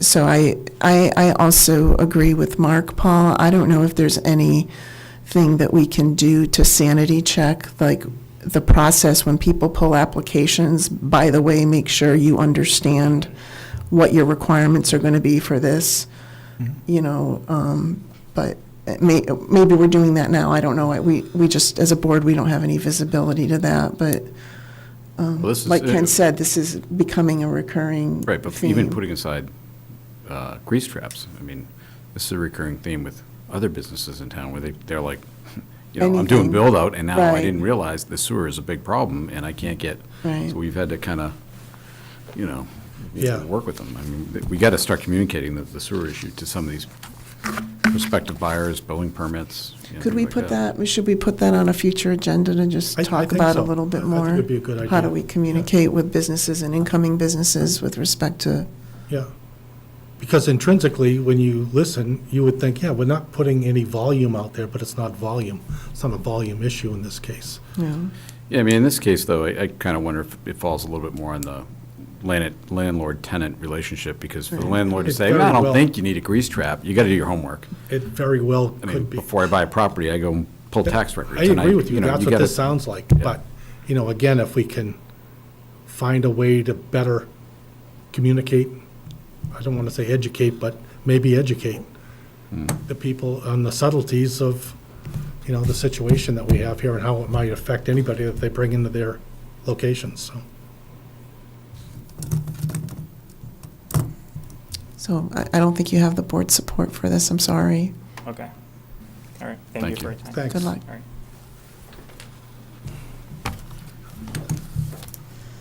Okay, Paul? Yeah, finally, under reports presentation, Lisa Maroney, our Business Development Director, is here giving her a quarterly update on business development activities in the town. Good evening, Madam Chair, Select Board members, Town Manager. Thank you very much for the opportunity to give you an update. Brief agenda and the topics I'll be covering. As you can see here, that you've seen this slide before in prior updates, our vacancy rate creeped up a little bit, and I attribute that to the Riverneck Road property is back on the listing market through CoStar. But this is an overall view of the business properties in town, and our vacancy rate, as you can see, went up about 2%, but we're still doing very well with this. This is the focus on Route 129. Certainly prefer to have our vacancy rate in a single digit there, but in the same measure, creeped up again a bit from the Riverneck Road properties coming on. We still remain with only one fully empty building, office building, 300 Billricker Road, and still working towards creating business attraction through a layering effort and 12.8% vacancy. I think it's a good perspective to view our comparisons because there is so much office vacancy in our region, but Chelmsford's doing really well here. We want to be lower on the list with the 7.6% overall business property vacancy.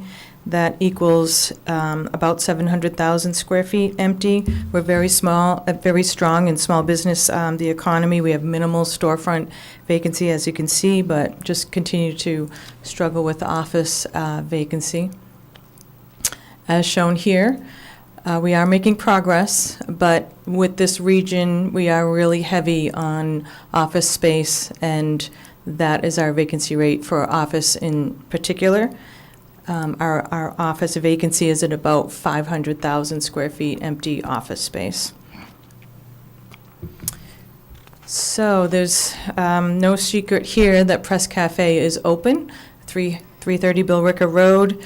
Very successful opening here, and just pointing out a fun fact that their menu offers a breakfast sandwich called the Crossroads, which I thought was fantastic to carry forward the branding that we've worked so hard on to create an identity of that area, and they picked up on that. I thought that was a great gesture. This project happened in part by the town's incentive to get a food establishment out there for the public based on exit interviews of businesses that have moved on in the past. So this is really important for creating business attraction in the Crossroads. We'll be doing a ribbon cutting for this. A formal ribbon cutting will be coming soon. Business openings since my last update. You can see the list here. You've been getting my invitations. We're doing really well. This is a combination of retail, real estate office, food, fitness, education, and our concentration of business areas of Center Village, Vinyl Square, Drum Hill. We continue to open up new small businesses all the time. We have more scheduled coming soon.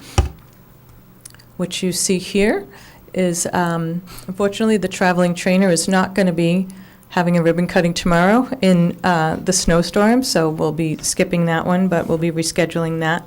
But we've always usually have 2 or 3 or 4 scheduled on the upcoming opening events, and you can see them here. You'll be receiving more formalized invites. Public is welcome as well.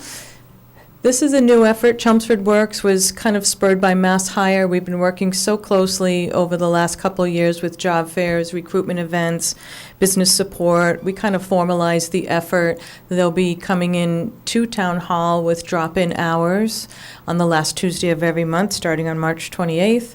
And the goal is to create convenience for anyone that's looking for local work, or employers are wanting to talk more specifically about their circumstance for local hiring or recruitment. So there'll be a staff member from Mass Hire in Conference Room 206 on the last Tuesday from 12 to 7. And anyone can contact me if there's any questions, or if they want to work ahead of the drop-in hours, they're welcome to do that. But this is a new effort with Mass Hire. They're hoping to replicate it in other communities if we do well here in Chelmsford with this concept idea. Continuing on the idea of workforce, just sharing with you some of the graphics that have been put together to promote our talented work pool. They call it a labor shed area in the Middlesex County, and some of the graphics here to promote. Usually the business attraction model is the highest priority, is a talented workforce, so we're working hard to put that out there on social media for the Crossroads area and have some statistics and things like that to put this out on digital content and website and things like that. Another graphic, really kind of amazing of some of the statistics that were found with more biomedical, bioengineers, biotechnicians in our area more than any other area in the country is found here in Middlesex County, amongst a lot of other really impressive labor statistics. So this is another graphic of promoting that. And the final graphic here, again, continuing on the strength of our workforce area and how and why businesses should look closely at the Crossroads area with our available spaces to locate their business here. And this parlays into the same effort, Chelmsford Business Response Team. It basically formalizes what's been ongoing with my partnerships, my agencies and state contacts. What we're looking to do is just streamline this, make it convenient. Businesses reaches out and explains what their challenges are, and then we bring in and facilitate what specific agencies are needed or could provide assistance, most of it at no cost or very low cost. We can keep these convenient virtual meetings and then possibly follow up with more site tours or business visits. And again, just advocating the people that are available, the agencies that are available to support businesses and maintain their economic strength here in Chelmsford. A new program launching soon, Chelmsford Commerce. This is a e-card, a digital gift card that will be online only using a platform called Yifty, and it's at no cost to the town. It's at no cost to the merchants to participate. We're hoping to launch this within the next 30 days or so, and I'll be reaching out to the businesses with a promotional introduction of what this program is all about. Purchasers can buy an e-card online. They can text their e-card to someone or email it to someone or print it out. It's a specialized 16-digit code. It works through MasterCard. It's very secure, and it will only be valid at participating businesses. So if you were to provide a gift or a loyalty gesture of appreciation for your staff or whichever, the recipient can use that only at participating. So you can't go to a surrounding town, you can't go to Walmart. Your purchase of an e-card very directly supports the local economy. Anybody can use it, tradesmen, cleaning services, retail, restaurants. So we're hoping to be launching this within the next 30 days. Just a preview of some of my effort in the age-friendly Chelmsford program. I'm preparing to launch a business participation program, which basically gives them a checklist of ways that businesses can become age-friendly, either at a no cost or a low cost, or if they wanted to be in a higher level of participation, there's more moderate cost changes that they can make. These are some draft documents towards what businesses would receive if they wanted to participate in being an age-friendly business. And it would be no cost to participate, or they can elevate their engagement, as I mentioned. But I'll be maintaining a listing on my webpage on the town website of those businesses that respond, that want to be part of this. And it's another effort towards the age-friendly program, engagement with the residents, and for the businesses to find ways to attract a different audience of customers, perhaps. And then this program can launch on into other aspects. I've been meeting with Age Strong Boston and their age-friendly committee and talking with them and getting some guidance on how Chelmsford can follow their model and make it more applicable for what Chelmsford community needs and what our businesses can accommodate. Another project, small project I'm working on is the kiosk has been installed. You may have noticed it at the entrance of the Bruce Freeman Rail Trail. This was through a wayfinding grant a few years back, and the kiosk has been installed. We've been working on what is the easiest low-maintenance way to install a directory map on this kiosk. And as you can see, I noted some of the major aspects of what the map will show, something that doesn't change often, the parking, where the open spaces are, where the town-owned buildings are. And then on the reverse side will be something more about the businesses in town center.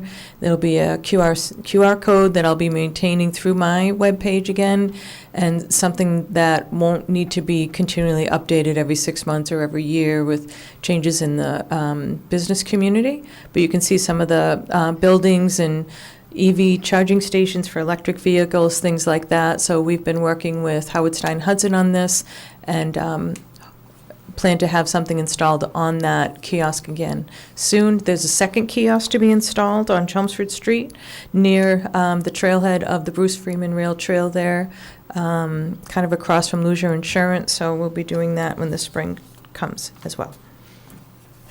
And that is my update for this evening. Any questions? Comments, questions? No? All great stuff. Okay, great. Thank All you. right, thank you very much. Lisa. Thank you. Okay, Paul? Okay, we got a few action items for the board's consideration this evening. The first one comes from the Middlesex County Retirement System. Back in the last legislative session that ended in July, the legislature passed a local option bill to provide an increase in the cost of living allowance for retirees. Under state law, it's generally 3% per year, recognizing the period of high inflation and what was being provided under Social Security. The state basically passed a law to allow a local retirement boards to increase for the fiscal year of 2023, a increase from 3 to 5% of the cost of living allowance on the first $16,000 of an employee's retirement earnings. This was also enacted statewide for retired teachers and so forth. Acceptance of it for the local option for a community such as Chelmsford that's in a regional retirement board with other cities and towns as well as water districts and regional school districts and so forth. The law was written that it's approved by favorable action by the retirement board as well as 2/3 of the select boards in the retirement system. So basically, the only ones who get to vote on this are the towns, municipalities, not other affected in the retirement system, such as regional school districts or water districts. And acceptance has to take place by the end of the fiscal year on June 30th. And so obviously this will be retroactive. What it means is that there are 6,284 retired members of the Middlesex County Retirement System. They receive an average gross monthly retirement allowance of $2,445 or $29,340 annually. If approved, this would provide an additional $320 increase annually for the retirees and beneficiaries for those whose pensions exceed $16,000. So basically, instead of getting the $480 increase, which would have been the 3%, they would get an additional $320 that would bring them to $800, and then that obviously rolls forward into subsequent years. So what has to happen is the information went out by the retirement system. They voted it, and it now goes to the cities and towns. What does it do? Well, how is it funded? It basically increases the unfunded liability of the retirement system by 1%. And so what that means is, how would it affect Chelmsford? Well, it's approximately 1%. They weren't able to provide it for each individual community, but basically it's 1%. So if we have a $100 million unfunded liability, we've just bumped it up by another $1 million. And how it's going to get implemented is it's not going to affect this year's funding schedule, because obviously appropriations were made, nine months ago for this current fiscal year, and it's really too late with the uncertainty to do it for the next fiscal year. So basically, the implementation will be phased in they look to a number of models, but it's going to have an impact basically starting in fiscal year 2026 in terms of the unfunded liability going forward.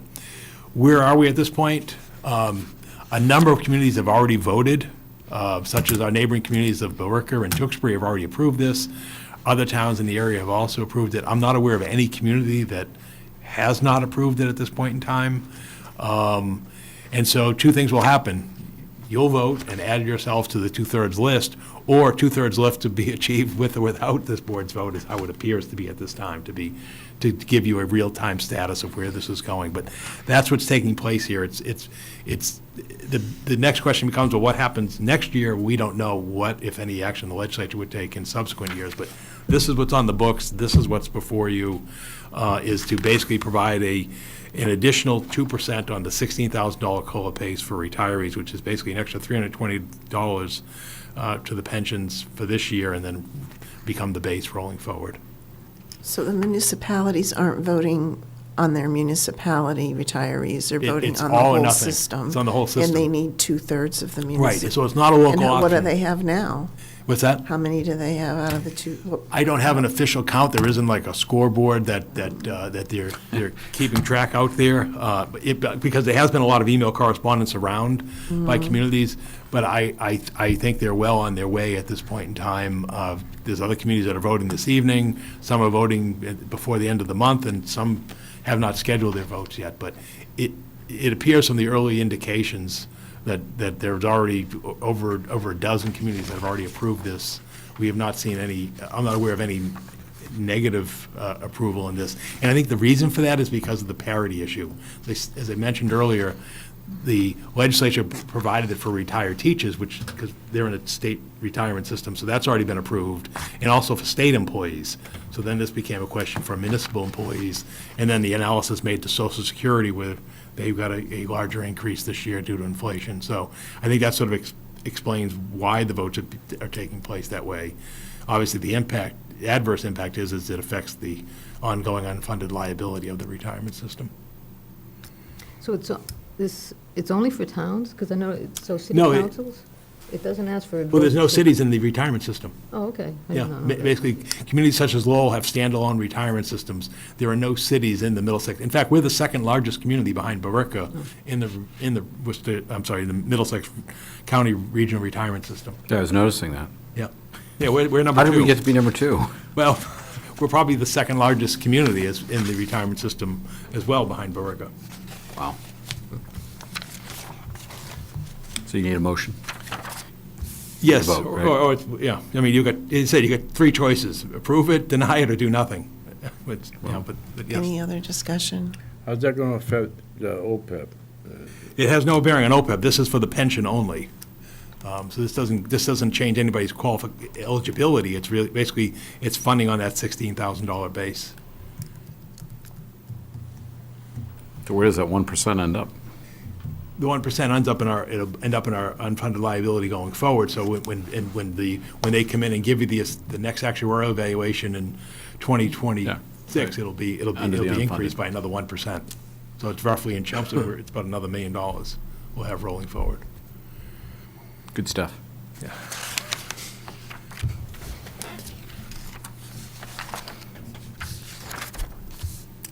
Any comments? Anybody not want to vote? If you want me to make a motion, I'll make a motion the Select Board accept Chapter 269 of the Acts of 2022, a local option which allows a one-time increase to the cost of living granted for retirees fiscal year 2003 from 3% to 6% for the state's 5%. 3 to 5% of the system's $16,000 Want to give them more money. COLA base. Second. Any further discussion? All those in favor? Aye. 5-0. Thank you. The next item is your approval of an easement that's regarding the Brook Walk in the center. And just as background for those who are watching or board, the notion of a Brook Walk in the center goes back to the 2013 master plan. Is that the red line? That's the red line that's shown on this colored map through the center. It basically goes to the other side of the river, the other side of the roadway that goes upstream It would come down, which is where they built Grist Mill 1. There's a pathway by there. And then the vision was it would come through the center and then through, basically behind the Oddfellows building, and then, into what's now the municipal parking lot, and then further downstream eventually. When the planning board approved the Oddfellows redevelopment, it provided for the granting of a easement for the Brook Walk on that project that's now under construction. That, in fact, was brought to town meeting. Town meeting approved the authorization of the select board to accept that easement. Since then, the town acquired the parking lot area, and so again, this easement only pertains to the area that's under the Oddfellows redevelopment. And then also, since that time, we brought in the Conservation Commission, which also can accept a easement without town meeting approval. So that has occurred as well. So basically, we've got belt and suspenders here. Town meeting has authorized the select board to accept the easement as called for in the planning board's approval for the Oddfellows project. And then it was also brought before the Conservation Commission because it has to deal with the wetlands permitting component. It's easier if the conservation approves it. So that's what's here before you this evening is the approval of the private easement to be granted to the town for the Brook Walk. Now, what this does is this grants the easement, and you would accept the easement. Where it would go from here, if you accept it, is eventually it would go to permitting approval by the Conservation Commission, and we're also going to town meeting for funding through the Community Preservation Committee to actually fund the portion on the town's property as in what's now the parking lot area. So that's sort of what this is this is a necessary step, your acceptance as authorized by town meeting and also as approved by the Conservation Commission.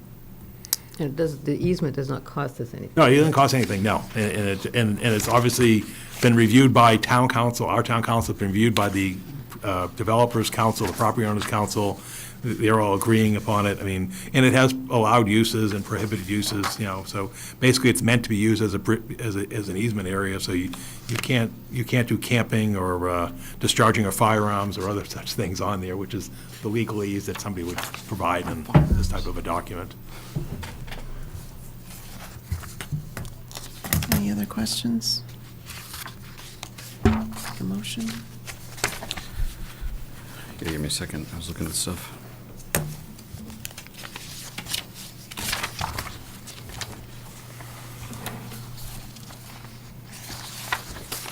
I'll make a motion that we, is it grant access? Approve the grant of access and Approve the walkway grant of easement. access and walkway easement for the Oddfellows Project LLC. Second. Any further discussion?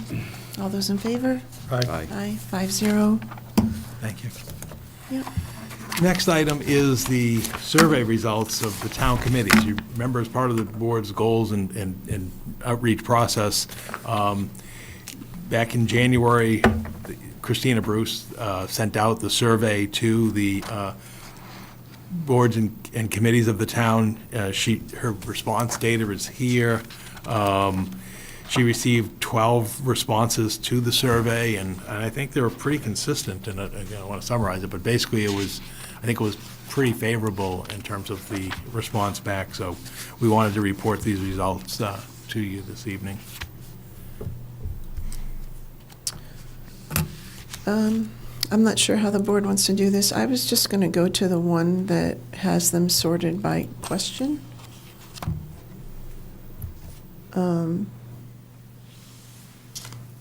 I don't know if you want to talk about ones where there was a suggestion or an action, or just sort of pull out what we might want to put on a future discussion. So for question 2, which was, do you feel that the importance of your board or committee is valued? There was only one committee that said no, but in response number 2 here, this is where I saw a suggestion in terms of potential action that we could take to improve. Increased interaction and information exchange with our select board liaison would be beneficial. You want me to keep going, question by question, or I'm just looking for themes, or unless you'd like to take it a different way, but I can just quickly tell you what I pulled out from the specifics. If you look at question 3, response number 1 asked for more feedback. The Council on Aging asked for a little bit more activity through the liaison, which we could address after liaison assignments are made next month. And then the tree committee wanted a little bit more due consideration in terms of recommendations with respect to trees.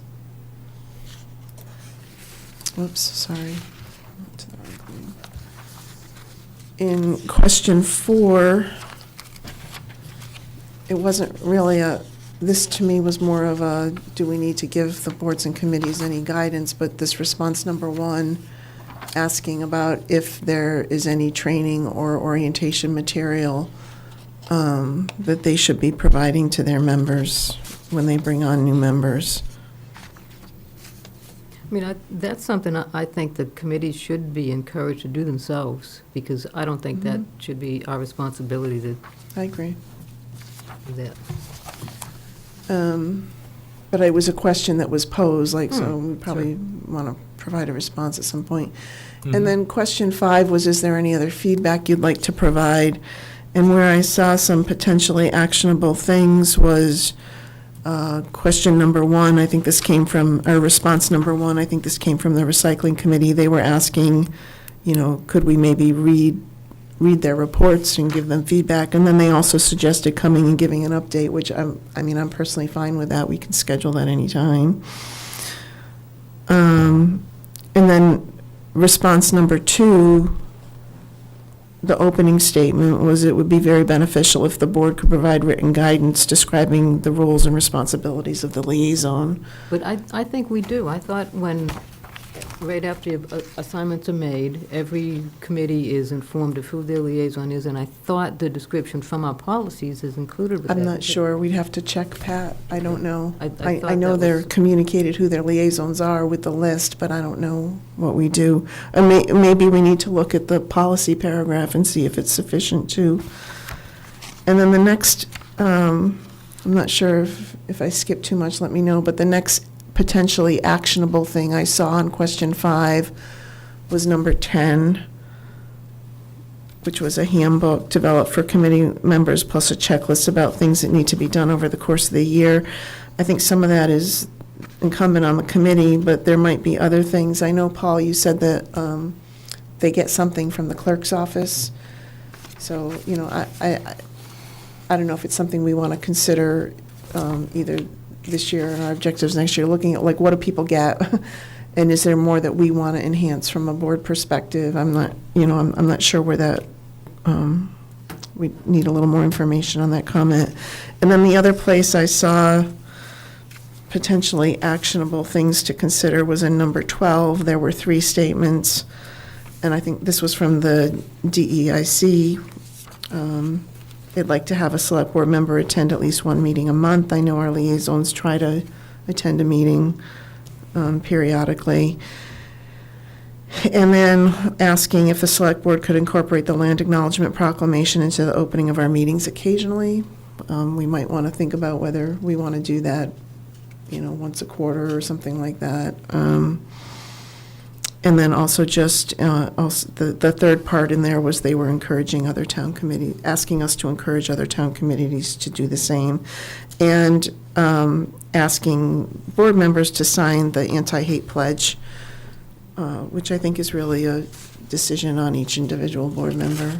I know I signed it a while back, but, so with that, where would the board like to go with this? We can talk about it tonight. I could pull just kind of those pieces out on a summary page rather than trying to sift through the raw data. Yep. And we could see What the major themes were. For right, each one of right. those. And so where do we want to take any global or specific action? Does that, Yeah. you want me to do that? Yeah, I think so. I'll work with Paul to do that. It's easy. Any other discussion on that topic? Okay, and I also just want to thank Christina for pulling that together for us. It's very helpful. Okay, so next up, Paul, we have the discussion regarding the youth and adult civic engagement, the input from the board members who visited the classrooms is here, and then I know Pat did some other work looking at young adult. So my thought here was maybe we could just go in pairs and just have you guys give us a couple highlights. Or is that all right? I know people probably have read what's there already. So I have up on the screen the email, Ken, from the visit that you and George had. Do you want to help us with the highlights of your visit to the civics class? Sure. Well, when we went in, the students, and George, you can jump in too, but the students seemed excited that we were there and appreciated the fact we were asking them for their input.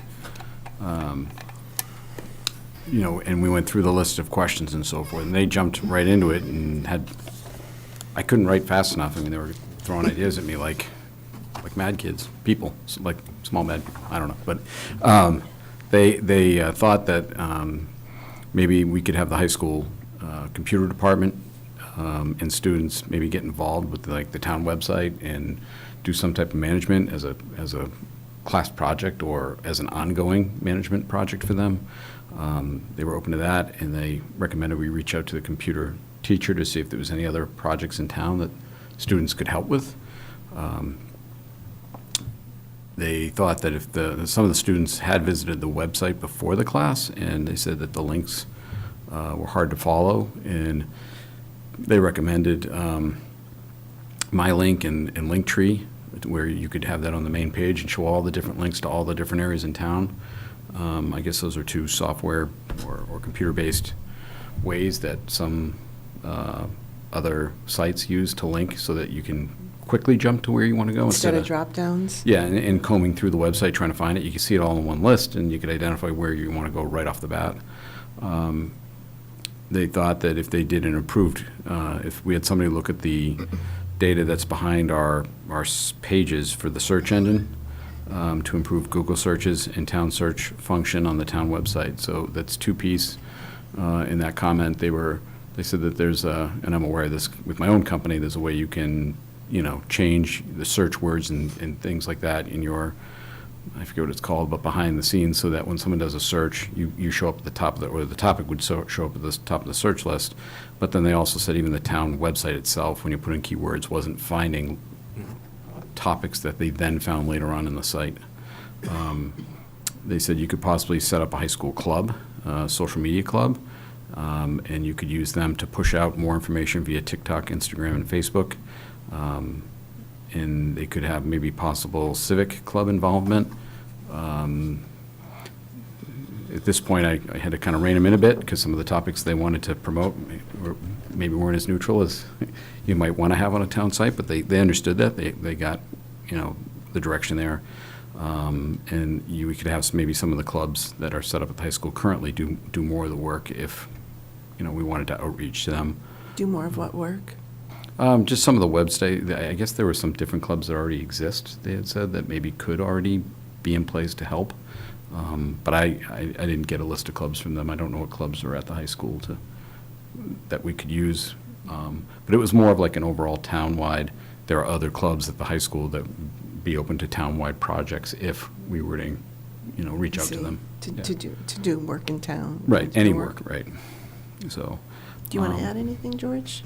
I mean, it was very interesting. I mean, it started out a little bit slow, and then they just kept coming with questions more and more, and they just, different ideas. I think they wanted to maybe have somebody present at the meetings occasionally, like they do at the school committee meetings. There used to be students. I don't know if they still do. Yeah, they have student reps. Yeah. And, when we talked to them about, when they get involved, maybe their parents will get more involved. I mean, it was like kind of a family thing, you know what I mean? Because when you only have an election, you have 12% of the people in town or something get involved. You got to get started somehow. And if you do it through the kids, and then the parents get interested in it, and who knows? But they were very good. I mean, I think the teacher was, she was a little, she was very happy. She was, Yeah. and I think every kid participated, every single kid. It was 15 or 16 kids, but they were great. They started out, and then once. They were a little timid, and then Yeah. once they got going, they got going. One of the points they made from their generation type point they had said is we're not kids that are going to go actively look at the town and say we want to get involved, but if you come to us and say you want our help, we're more than willing to help pitch in. Mm-hmm. So they said you're gonna have to kind of reach out to us with what you need help with, and then we'd be willing to help. They're not gonna, I don't know if that's true all across, but that was sort of a statement the class said. Okay. Do you guys want to, Pat and Mark, you want to kind of? There you go. Well, picking up on what you said, Ken, one of the suggestions that we had, by the way, our group really was a great group. They gave us a lot of excellent input, really diverse, different types of input. But they picked up on something you said, Ken, was they were talking about having an internship here as part of their capstone project, which would then take some of the students and put them here with the departments. And, that might be an interesting way to get them involved. They had ideas such as lowering the voting age to 16. I thought that was a great idea. I don't know if we want to do it or can do it, but it's a great idea. They also said we're reaching out to them too late. We got to get to them when they come into the high school, or maybe even prior to that. We come to them now, they're seniors, mainly. Our class was seniors, I think there was one junior in there. And I said, it's too late, we're moving on. We're all going to college, we'll be spread out all over the place. So it's getting to them at an earlier point in time, I think is super important for them. Changing the timing of some of our municipal meetings so that they can attend easier, maybe providing transportation so that they could actually attend these meetings, make it a field trip type of thing for them. They talked about the listening sessions that we've had, and especially the one that we had with LGBTQ group, and they just thought that, they looked at that and thought that was kind of intimidating setup that we had there, where we're sitting up on a stage and they're down in the audience, but they would like to have that type of a listening situation, but more, if it could be more one-on-one or one-on a few, where they could feel more comfortable, I think, sharing some of their ideas and thoughts. So, Pat, I'm sure you've got some, want to pick up from there? Yeah, that was a good point. Yeah, there were a couple that said that, they've been involved like in campaigns and things where they've gotten to know candidates and they feel like that's really important to them. So they like having an opportunity to talk to us over coffee or something like that. They mentioned about affinity groups that are at the high school that, they have groups of, basically different cultures. And I found out later that the different affinity groups, the heads of those, the chairs of those groups also meet periodically, so you could almost, go to that group that has the chairs and find out more about what's going on with the affinity groups and maybe go to some of their meetings. The Pride Block, I didn't even know what a Pride Block was. But they offered us the opportunity to come to, one of their Pride Blocks, which is every Tuesday and Thursday from 9:27 to 10:12 a.m. And I guess it's like a spare. Yeah. It's an open period. Yeah, an open period, and they would let us go there and talk to whoever wanted to come and chat with us. They would publicize it and let us come and do that.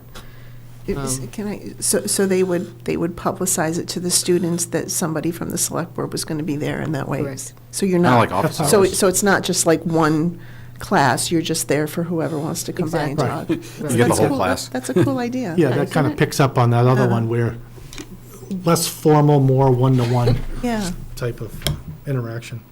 Yeah, and then after a couple of days after we had gone, we got an email from the president of the Give Club. Give stands for Get Involved, Get Involved, Volunteer Everywhere, and she said that they'd be willing to help us out, like at meetings or things around the office, kind of like what you said, helping out at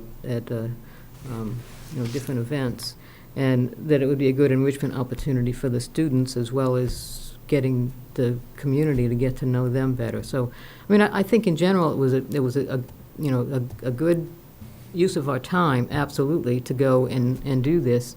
And I think the thing is, we can't let it drop there. You know, we have to probably make it be an annual event, and if we can do this Pride Block, maybe even, you know, once a quarter or something like that, you know, we'll keep going until nobody shows up.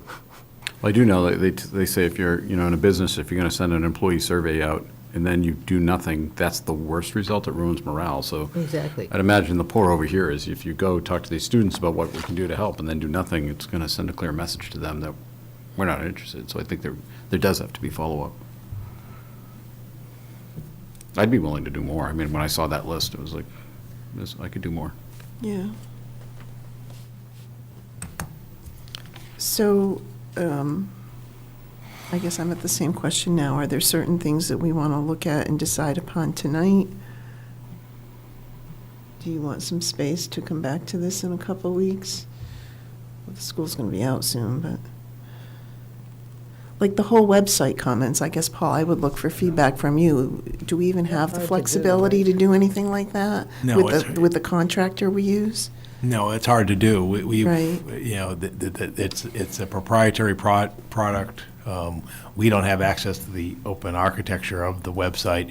We have spoken to them, including within the last month, about the challenges with the search engine on the site, and we're awaiting a response from them because that's been a chronic issue, and we've seen some examples in other communities. They have different releases of their software, and anyway, but no, we don't have the ability to go in and modify the search. And this comment about it was have the high school form a social media club to push information out. Wow. They don't have one already that does that? I'm not sure if they have one and it's there, or they, but they basically said, I mean, if that, I don't know if they have a social media club or not, Okay. but they did say they could be involved in pushing information out via those different. Right, if they have one already, it may be just a question of educating them so they're.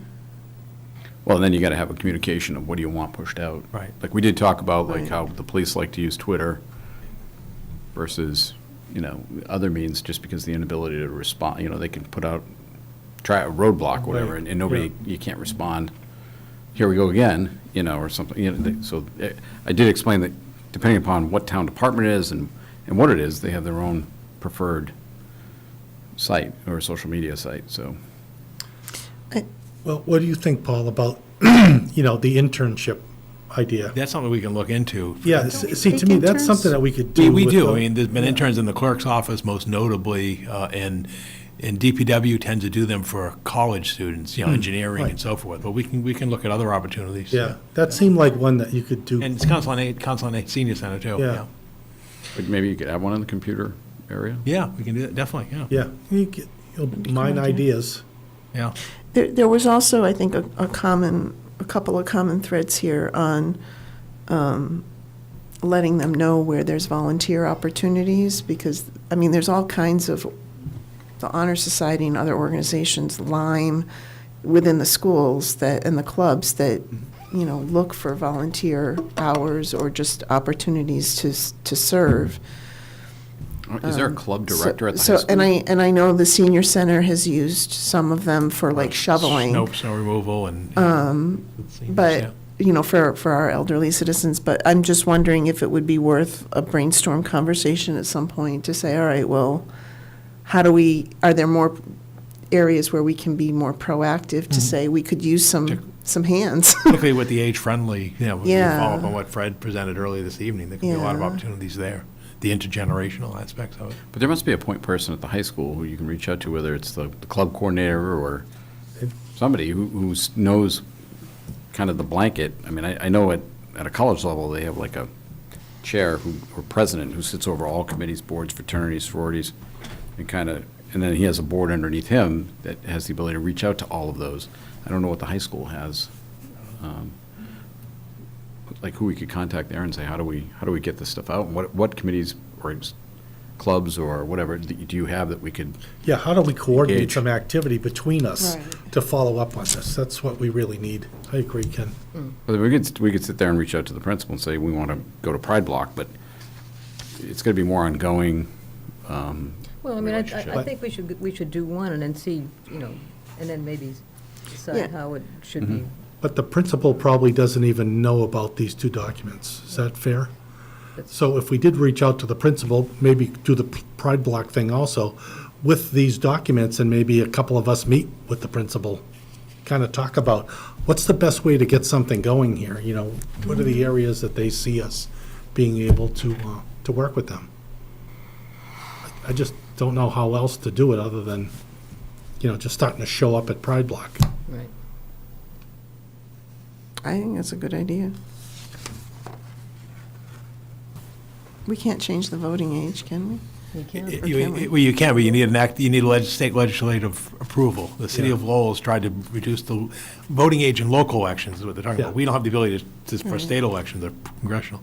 But for local elections, you need state legislative approval for that, and the city of Lowell's been trying that for a number of years and unsuccessful. But it doesn't mean it doesn't. I didn't even know that was an option, so I learned something while I was there. Yeah. It's interesting. Well, do we have a couple folks that would want to go to reach out to Principal Murray? I'd be fine being part of that. Yeah, sure. You want to go? Sure. I Is did it just okay? ask Steve if he could. No, it's all right. Just texted Steve and asked him to turn on the meeting and watch You tonight's. really Please should don't do that. Seriously. I will, I won't. Well, Don't. I went to a training session, and anything you text during our meeting is a public record of this meeting. Yeah. So somebody can request. I'll put it in the record. So will you work with George to coordinate that meeting? Yeah. With Principal Murray? Okay. So the second part to this is Pat's memo, and you did a little bit of work on young adult community engagement. Paul, I'm sorry, did you have anything else on that? Okay. Yeah, so a big part of that was a discussion I had, a couple discussions I've had with Lexi, when we started talking about it at our last meeting, or a month ago, or whenever it was. You remember, she had some good ideas then, so I followed up with her, and she's actually done stuff like this in her previous career. And she suggested some things to, kind of kick it off. I mean, obviously, we're not going to change people's perceptions overnight. So as I mentioned in here, she suggested having like a community input session to get things started and make sure the first one is something that's kind of positive, that everybody would more likely have positive things to say about. And, it's kind of timely because it's about like open space and parks and things like that, which are usually things that people think positively about. She suggested and kind of like what you said, Mark, about the intimidating meetings, instead of having us being all up on a stage and having people come up to a microphone one at a time, to have people dispersed around, say, an auditorium or something, and have several conversations. Have it be a conversation with maybe one select board member or other official there, and somebody to take good notes, and then, come together at the end of the event to consolidate all the ideas you get, and then move forward from there. One thing that she mentioned, and I, also did listen to a community engagement webinar sponsored by MMA, and one thing that everybody says is you need to attract people, and there's a couple of ways you can do that. One is to have food available, make people know that there's going to be something to eat there. The MMA people, there were 3 panelists, and every one of them said you need to have a stipend to people who show up. I think that's kind of going overboard. A stipend? A stipend, yeah. Basically, give them cash or give them a $25 gift card to a grocery store or something, but I don't know that that's necessary. That almost sounds like you're bribing people to come to your event. And just to keep the structure kind of flexible and loose, so everybody feels that they can speak, that they're not judged. And I think having a smaller groups, it is more like a conversation. It's not like, well, if you've already spoken once, you can't speak again. If the conversation allows for more interaction, then that's a good thing. So anyway, like I said, she suggested, how the steps to take to maybe do a positive community input session, and see how things go. And then as more people realize that the purpose of these sessions is to make the town better, not, just to collect complaints and problem areas, but to actually try to work to make the town better, that more people are likely to come, and as they come more, they're more likely to become more involved. So I guess a lot of the same discussion from the students, but, kind of at a different level. What I struggle with in what you said, and I just need clarification, but, so there would be, I think the common thing that was coming out is have some kind of a forum or a venue, but we wouldn't have a quorum there, and it wouldn't be a public meeting. We might have a quorum, but we wouldn't all be at the same table. But can you do that without I think calling it a so. public meeting? Can't you? Yeah, I mean, it's very similar to those planning charrettes that we Right. do, and when you do the stickies and all those type Yeah. of things, where you can have the board present, and then basically the minutes of the meeting are just sort of a summary of what transpired. But you could have the board dispersed around the room, and then just sort of, So tie it's- it all together. Yeah. And so if we're dispersed around a room, each board member or pair of board members would summarize, much like we're doing here. Exactly. And then we could bring it back to like a formal could- discussion. So you advertise that it's happening. Yep. And okay, and it's just a different type of public venue. Right. Yeah. Right, and I wouldn't expect there would be any decisions made then, so all the more reason that you probably, wouldn't be deliberation between the different board members. It'd just Right, be- it's listening. It's Yeah, it should be listening and then one way, yeah. reporting, and then, Yeah. reporting at the end, And how do you get the word out? Well, any way you can. If we want to get the younger folks, I mean, we could tap into the schools, because they have their listservs. They could announce it to all the parents, because the parents are kind of, I think, Yeah. that's not part of the age group that we're looking for. And whatever social media we have, sometimes it seems like I find out things. You could on let some of the sports organizations and. There you go, yep. Mothers clubs and music organizations and stuff know too. Like, I'm just thinking some of the places of business that our young adults and their families patronize. Mhm. Yeah, another, committee that I'm on, and they make a big deal about the opening ceremonies for the different sports events around town. I mean, I don't know that people would be listening to, they're that interested in hearing about it. But, yeah, but who knows? I mean, just having a poster on the snack shack or something where they meet. Somebody might see it. I mean, we're never going to involve everybody. We're never going to get Right. 100%. But I think everybody sees that so many committees are, the members are kind of aging out, and there's nobody coming in behind. Would the board like to consider doing something like this?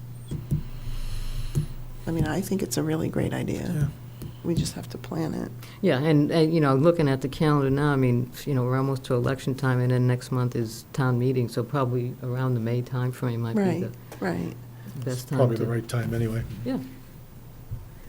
So do we want to put this on an agenda in a couple weeks, just to? Sure. For planning purposes? That's fine. People can think a little bit more about it, and, all right, sounds great.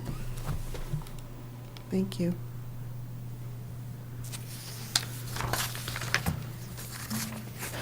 Okay, Paul, I think it's back to you. Yeah, and speaking of timelines and so forth, the next item is regarding legislative earmarks for state and federal operating budgets, and I'll start with the state one. Next month in April, the House of Representatives will be taking up its version of the state budget. And again, not asking for any actions or decisions this evening, but I think we bring this back in 2 weeks because those earmarks and requests really need to be submitted by the beginning of April, because that's the window that the House members have, and then the Senate has it a month later at the beginning of May. I did speak with Representative Cataldo last week. I explained to him, the town's history since he's new as a freshman. I've also spoken previously with Representative Elliott, and they're looking to know, well, what does the town want for potential earmark requests? The other thing to note, and it's important in terms of funding levels, is the funding levels that may be provided to Chelmsford this coming session will likely be less than previous session, and the reason for that is your ability to get earmarks depends upon your position in the legislature. And right now we have 2 freshman reps, and then we have meaning Representative Cataldo and Representative Elliott, and then we have one Representative Sarah, who is in a leadership position. He chairs the housing committee for the state. Previously we had a Representative Golden he was the 4th district chair of the House. He was basically in the top grouping of the House leadership. The top tier. So he was able to provide more towards the district. So when I spoke to that, I said, well, what do you mean? And basically you're probably talking somewhere around, in my discussions with Representative Arcero, somewhere in around the neighborhood of $75,000 in the aggregate. Not a hard number, but somewhere around, well, what could you provide? And then I put it back to him saying, well, what are your interests, Representative? Because obviously we'd like to align the town's interests with perhaps your interests, because, for example, we know on the Senate side we have a senator who's very interested in climate change and environment type issues, and that's where he tends to put his earmarks. And Representative Cataldo was the opposite. He said, no, look, he says, I want to serve Chelmsford. Let Chelmsford let me know what you may need. I noted in the past, and Deb Seriani's here as well, you may recall food insecurity for seniors has been a recurring theme in the last couple of earmarks, and I know Deb would be seeking that again this time as well. So towards that end, I did I reached out to Public Works Director Christine Clancy, because a lot of our earmarks in the past have been public works related. You remember we did the Vietnam Veterans Memorial Improvement in Vinyl Square. We did the fields at Varney, and so forth. And so she assembled a list real quickly, and it's not meant to be a request, for funding this evening or even an approval or anything. It was just sort of like, hey, these are the things we've got going out there. And so that's all that was meant to represent. It's not meant that we're looking for anything. But and also a number of those requests may be more than we could achieve anyway, given the funding levels of those type of items. Such as the Stony So should Brook. we step through these? Sure. Yeah, we'll just sort of walk through those. So these are candidates for either federal or state, according? Yes. Okay. And before we step through, let me explain on the federal side. So on the federal side, even though the congressional budget doesn't get congressional fiscal year doesn't begin until October 1st, we received correspondence that I forwarded you from Congressional Representative Lori Trahan last Tuesday afternoon, basically saying, well, we'd like your suggestions on federal earmarks, and oh, by the way, can you get those to us by the following Tuesday, which is tomorrow. And then they noted that each member of Congress has the opportunity to submit 15 community project funding requests as part of the process, but they noted that the Congresswoman represents 35 communities. So obviously, it's much more limited, much more competitive on the congressional side. So we would want to be really laser focused on that one. Right. And so let me sort of take the next step. So when you go to that list that Christine Clancy produced that I submitted in the packet, the first one, the School Street Bridge over Stony Brook bridge repair, that's one that we're actually seeking design funding for at this spring's capital plan, which is estimated to cost $150,000. The total construction cost is about $500,000, so that's a big one.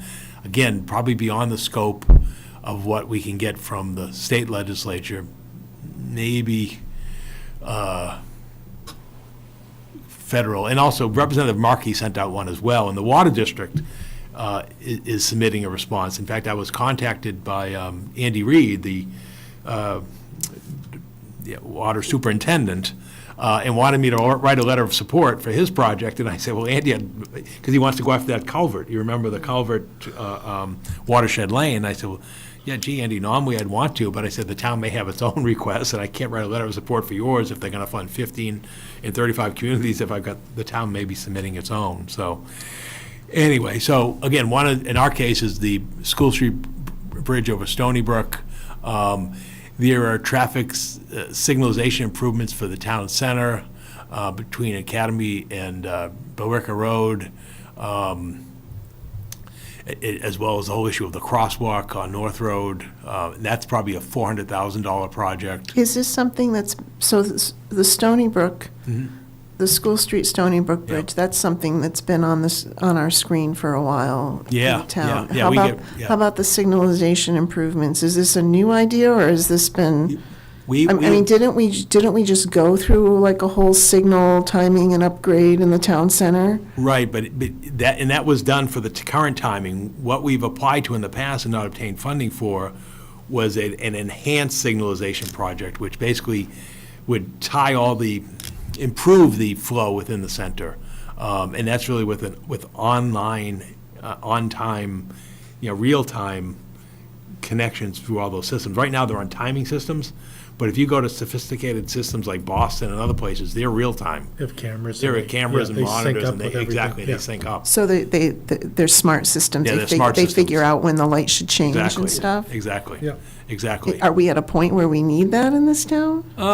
We always get complaints about the congestion in the center, and that was the whole issue about blocking the box and the signage we put out there and everything else. I think some people would say, yeah, if anybody's trying to go through the center at night, past Fishbones, and trying to go either toward Littleton Road or North Road, it's a challenge. If we want to attract business downtown with these businesses, people that are starting to invest down there, that may be something that would help. Okay. Well, you also might, at rush hour where you get that pouring over into the Fisk, right in front of the Fisk House, they might change it a little quicker if the other traffic hasn't moved yet and allow the other roads to move, so. So we've sought that in recent years, we've just not been able to get funding, and we'll continue to seek other grant funding for it, but this was another suggestion. You may also have in the back of your mind, these could be ARPA things as well, but with that said, while I have the microphone, Christine Clancy will be here, our Public Works Director, in 2 weeks to provide the sidewalk analysis and the capital investment opportunities and requirements for that plan, so that'll all tie into this as well. One of them that was looked at by the previous Public Works Director and Town Engineer was this idea of a roundabout at Groton Road, Swain Road, and Main Street. So she basically picked that up and said, hey, here's another one. It's it may be a terrible that's idea. An awful idea. It's an awful idea, but I just wanted. But again, our job is to put ideas out, whether they're good or bad. I mean, so like Because I will tell you this. The other thing with that is, like, I don't feel that as a board we should support something like that without getting some real public input on it. Oh, yeah, of course. No, I don't. So I wasn't sure like what that was when I saw it. That we approve it, but I can tell you this: the state MassDOT is, and you're on the NIMCOG MPO. I can tell you the state is pushing roundabouts. In fact, they have suggested a roundabout here at Wilson and Chelmsford Street. And I'm not saying it's going to happen, because we're going to have public input and so forth. And they're also suggesting removing the traffic signal from Alpine Lane, because it no longer warrants it with the traffic flows, which are not things that we're saying Okay, but we those support. aren't in residential neighborhoods. Not Not Alpine not Alpine Lane, The but I would intersection think, of Main, Swain, Yep. and Groton, it's a residential intersection. right. Don't even have room for And that. Again, we're not advocating for it, we're just informing you Yeah, of that's what I'm ideas that are reading out too, there. so I think Okay. people are jumping a little bit Yeah, too we're far not, on we're that. not. Well, we'll even go internationally, there's a push to Well- go back to roundabouts. Yeah. Oh, I know, if you That's get out, fine. if you get out of the Cape, Oh, they're yeah. every place now, they're putting them all in. Yep. So anyway, that's what that is. The next one was the ongoing effort to improve the safety of Mill Road and Raymond Road. This was the whole issue at Russell Mill Pond and the traffic calming measures there, and that's you know, Is an this the ongoing one where effort. they don't have the visibility? Exactly. So what would we be doing with this? That would be doing. Improving the sight lines? Yeah, and designing it, you know, and looking at what can be done there, so. So that's one that's been on the list for a while. But all the meetings she's been asked, you're talking about the federal money now? In state. It was federal or Federal state? money. In state grants. I mean, we've asked her, how many times has she been in meetings regarding Ledge Road and that type of thing? And even when Markey was here, a few of us went over to see him specifically, and he said, there's $100 million coming into the, I said, well, give us the $100 million and take care of the rest of the towns with Right. whatever else you get. But I mean, to me, that should be a priority, but. Again, this wasn't meant in reference to the commercial truck traffic. This Right. was just meant in terms of Right. traffic congestion and flow. So Yeah, again, I don't want to spend too much time on. Probably Right. not one to I even don't- consider I at don't this think it's time. at the top of the Why list. It's don't- why not don't near you- the top of the list. Why don't we explain 5, 6, and 7, and Sure. then, the idea here is we'll pick one for Lori Trahan that we want her to look laser focus. Is that what you're suggesting? Yeah, and yes. And then we can say what are our other priorities relative to the state, or Right. we might have another round looking at the state. And I also have a suggestion that's not on the list, but we'll go through 5, 6, and 7. Let's do that. Five is a switchgear repair project at the McCarthy School. And this is sort of, you know, a building capital one. And basically, since the school was constructed over 60 years ago, the switchgear in the building is at a critical phase, and that basically you have a hard time getting the equipment in order to maintain the operation of the building. And so the proposal is to rebuild and repair the switchgear for the electrical network of the school, basically the electrical infrastructure of the school, and that cost is $160,000. And then there's been the ongoing saga with the Southrow Elementary School, where the building has been struck by lightning. I think it was twice in a 3-year period, and so we've been looking at a lightning protection system at the system. That's only a $70,000 project, because what happens is when the lightning strikes, it takes out the fire alarm panel and so forth, and everything in the building. And then the next one is an ongoing capital, the Adams Library roof replacement. Again, it's near the end of useful life. It's 23 years old. And so at that 16,000 square foot roof, the project cost is approximately $200,000. So that's what Christine put on her list. In my discussions with her in the last few days, one of the items, and it came from, we're reviewing, as I mentioned earlier, the sidewalk plan. And what it reveals, and it's something that was noted, in fact, I think it was noted most prominently by school committee member John Moses, is there is an inadequacy of sidewalks by Byam School along Parkerville Road.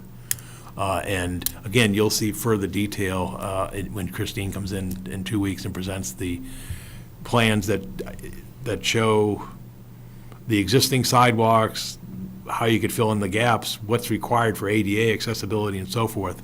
But one of the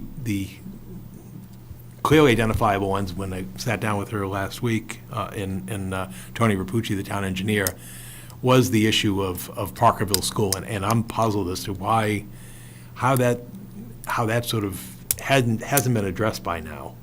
Parker Road. Parkerville Road. Parkerville Road. Yeah. Yeah, So Parkerville School. I'm sorry, by got a new Byam school? I didn't- No, by Byam School, by Byam School. Yeah. Sorry, Parkerville Road by Byam School. Okay.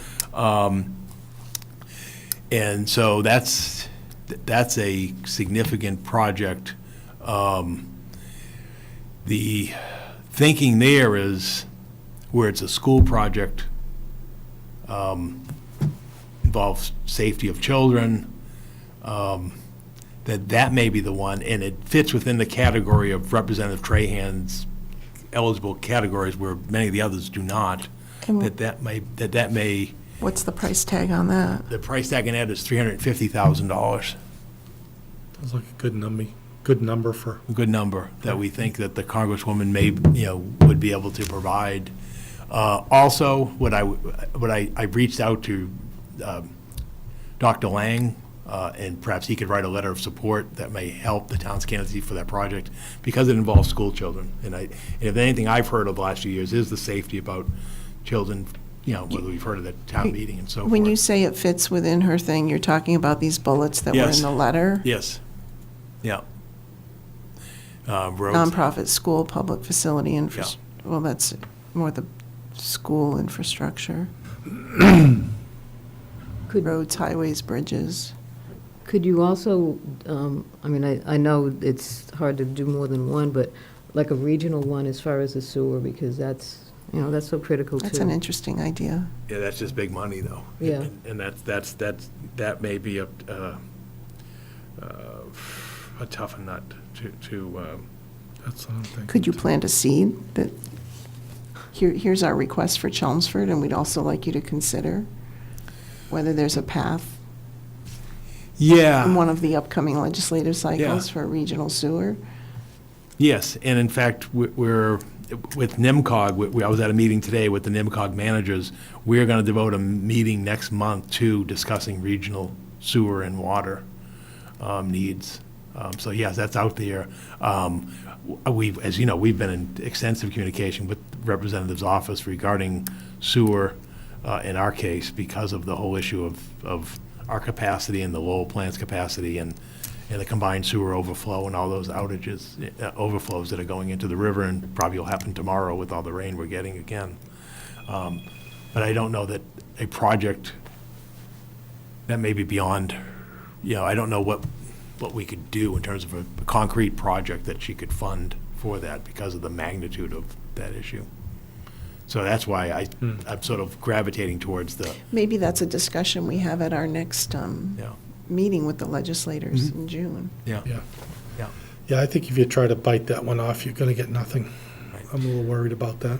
So how does the Not board? that it's not a good one.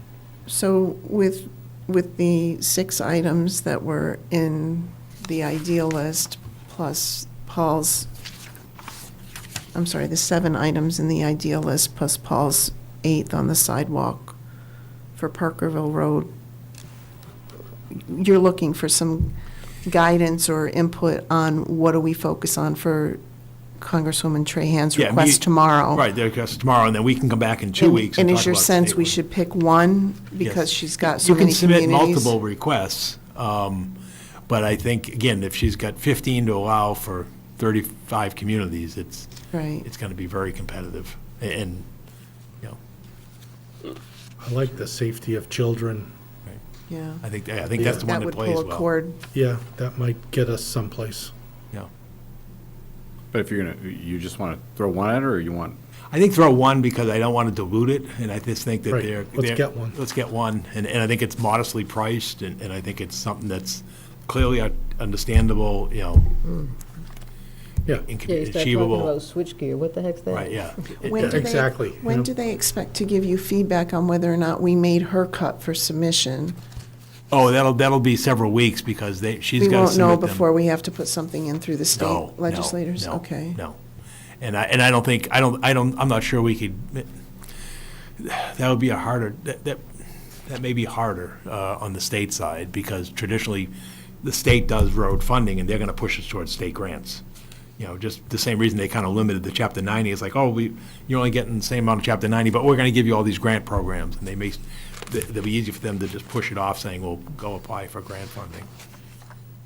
So I think it may make sense for the congressional one.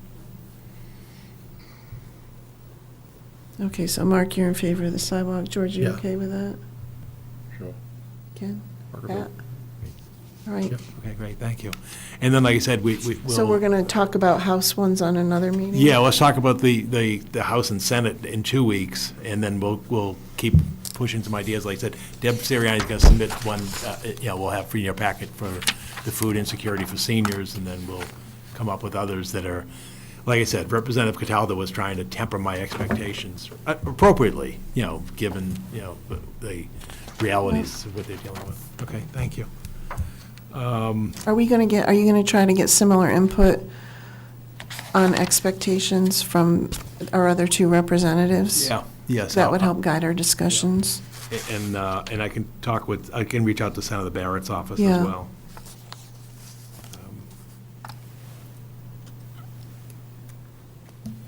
Okay, thank you.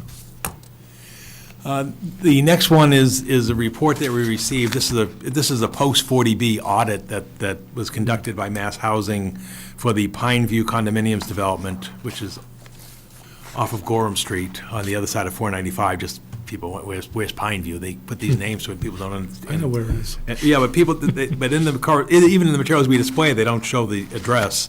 So anyway, the bottom line is they received the independent accountant's report on the project.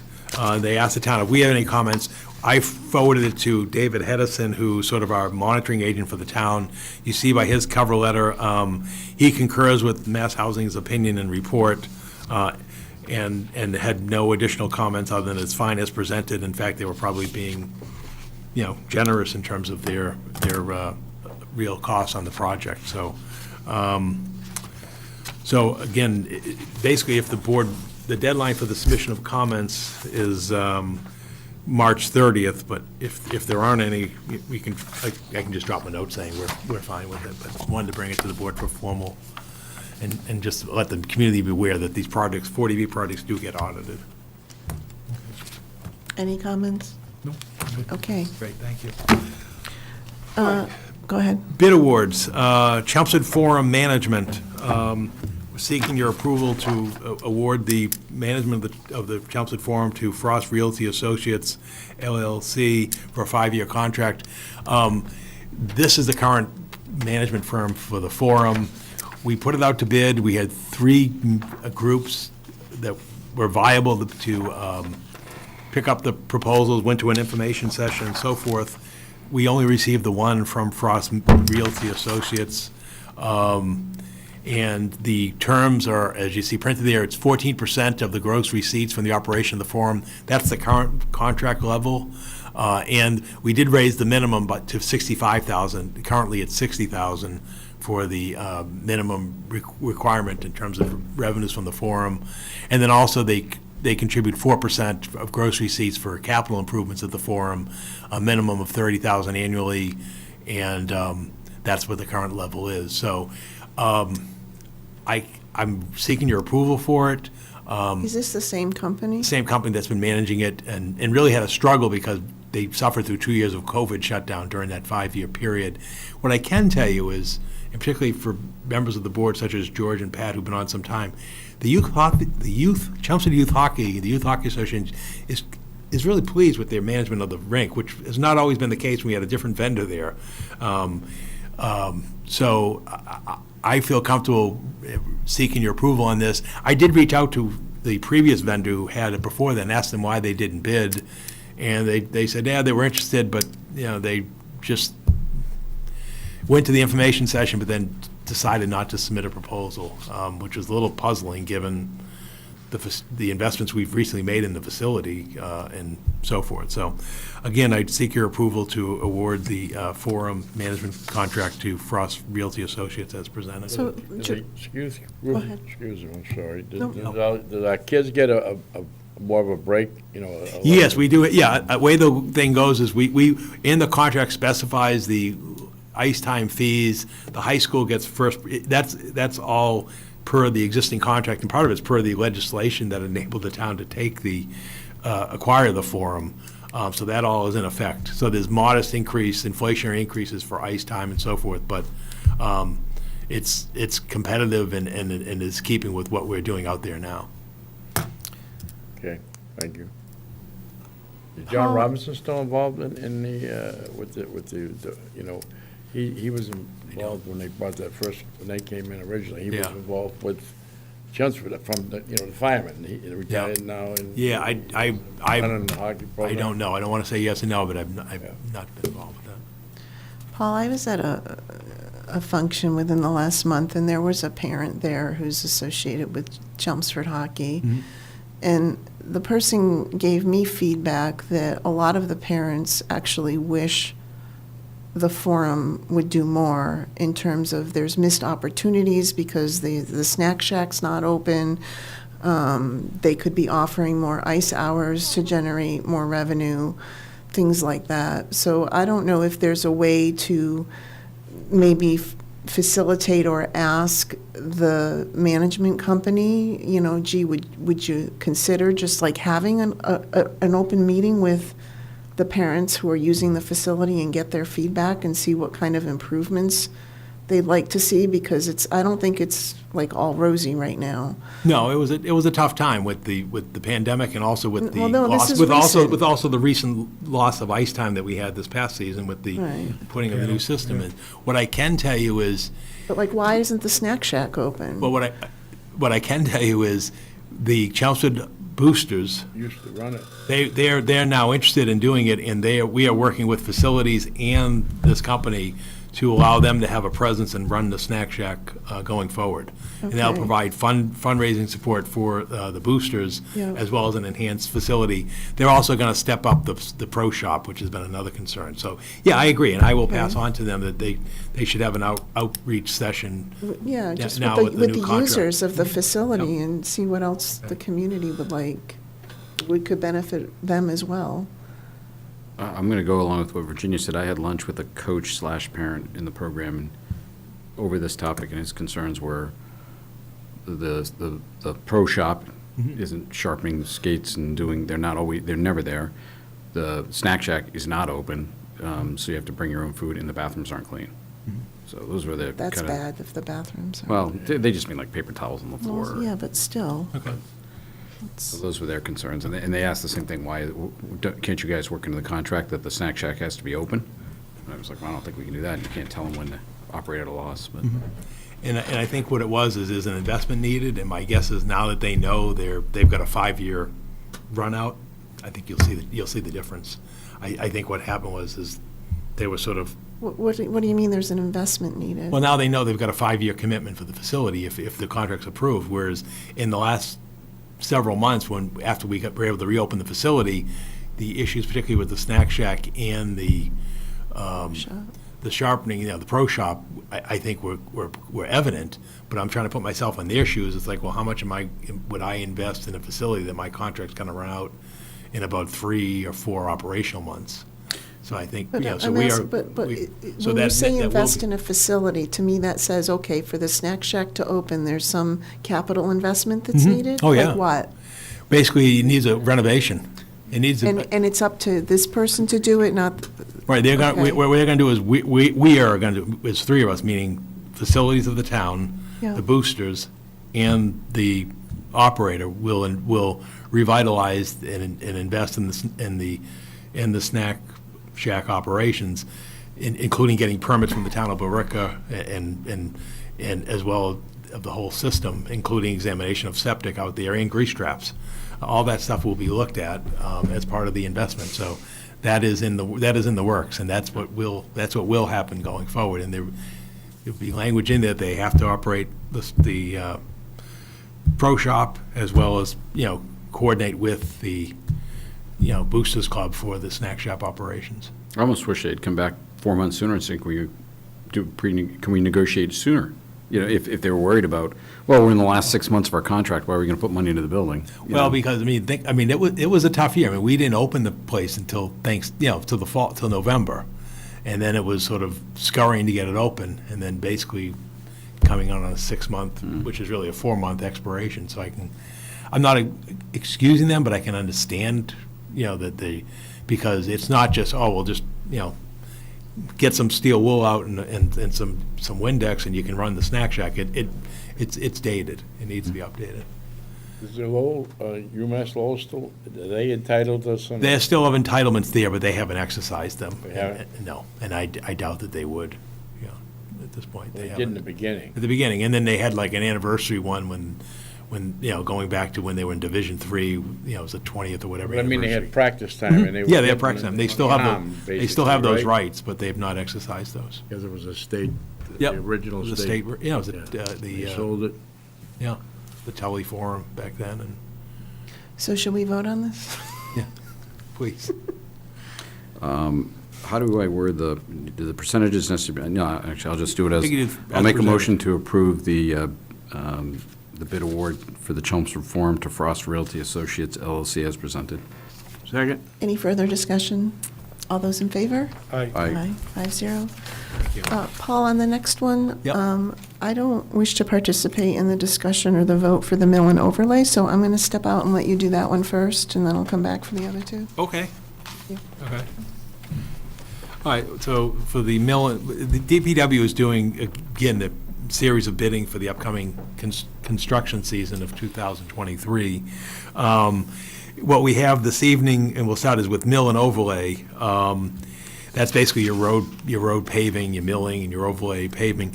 There were 7 bids submitted for performing this work. And as you can see, the prices range from $1.668 million to $2,431,000. The lowest qualified bid was from Newport Materials, and the bid price of $1,668,200.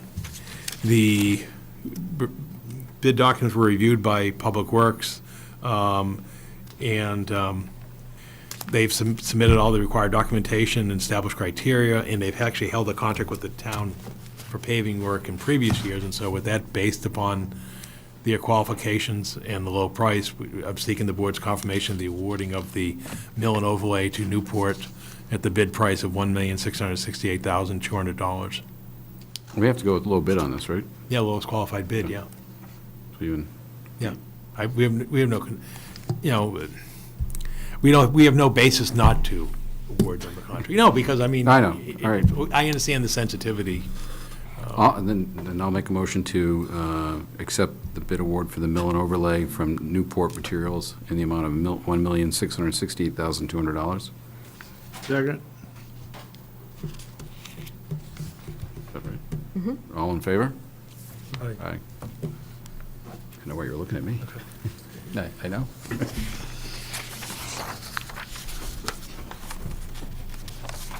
You want to do the other two, Paul? Sure, and we'll now move on to microsurfacing or seal coating. This case, the bid documents were issued. We only received one bid proposal from Seal Coating, Inc., and the bid price of $154,770. A little disappointing, we only had one bid, but what Christine Clancy did, our Public Works Director, she went out and checked with her peers in neighboring communities, and this is actually a good price. So we'd recommend the approval. They're certainly a qualified company. It's a good bid price, and we'd recommend approval of seeking your approval of the microsurfacing to Seal Coating, Inc., in the amount of $154,770. Any discussion? Take a motion. I'll make a motion to approve the microsurfacing bid award to the Seal Coating, Inc. in the amount of $154,770. Second. All those in favor? Aye. Aye. And then the final one is for miscellaneous sidewalk work. In this case, there were 2 bidders that submitted proposals, and you can see the prices were quite far apart. Allied Paving was $372,595, and MacGyver Brothers was $689,875. Allied Paving is qualified, submitted all the bid documents and materials. We're comfortable with them, and the price is sound for that work. So we seeking your approval for bid award to Allied Paving for miscellaneous sidewalk work in the amount of $372,595. Any further discussion? Motion. I'll make a motion to approve the bid award for miscellaneous sidewalks to Allied Paving, the amount of $372,595. Second. All those in favor? Aye. Aye, 5-0. Reports. As we approach the 4th hour of our meeting, I'll try to be brief. The first one is just on the revisions to the proposed capital and operating budget for the year.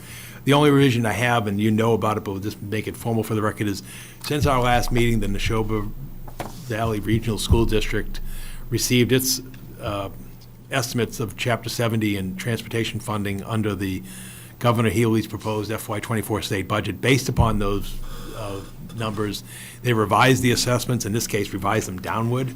So they didn't change their proposed expenditures. They reduced the assessments to the community because the estimates were greater than they had forecast. So our budget estimate dropped by almost $30,000. So our new assessment that will be brought forth at town meeting is $3,859,704. just, the next item I have is just formally notify the board of the resignation of our Chelmsford Center for the Arts Executive Director, Lexi Lattimore. Her employment with the town will end at the end of this calendar month. She had an opportunity that was extraordinary and that she couldn't refuse, and chose not to refuse. So she expressed her appreciation for that. What I have done is I've posted the position, as we've done in the past, the deadline request for applications, and this was this Friday. What I can tell you is that we have applicants, and we have applicants from the town, and based upon the results of what I receive by the end of Friday, will shape how I move forward with this. And for example, if this, I examine them on a per-case basis. At this point in time, I will examine where we are when I see what we have by Friday. I may come to you in 2 weeks at your next meeting with the request for appointment of a new CCA executive director if there's an outstanding, clearly outstanding, distinct applicant that may best serve the community. Or I may basically reach out and ask for assistance from you and or others to make that selection. But I thought the best thing to do was, with Lexi submitted the letter, and was get the notice out there, see what's come back. I guess I'm kind of encouraged by what I've seen so far, and in speaking to Lexi, she thought there may be others who may apply because she's trying to help put the word out as well, and so I guess I'll be in touch, and maybe, no, because I don't, and you say, well, why is it that I guess I'm feeling it okay, and like I said, as it unfolds and we see what's there, I'll report to you what I do and why I do it, and may bring you in, and just, like I said, I know it's a critical position, I know it's a critical time for the organization, and we'll see. Like I said, I'll have an update for you at your next meeting in one manner or another. And I do appreciate the assistance that was given in the past when the position was open. And let me see what I have for an applicant field and go forward.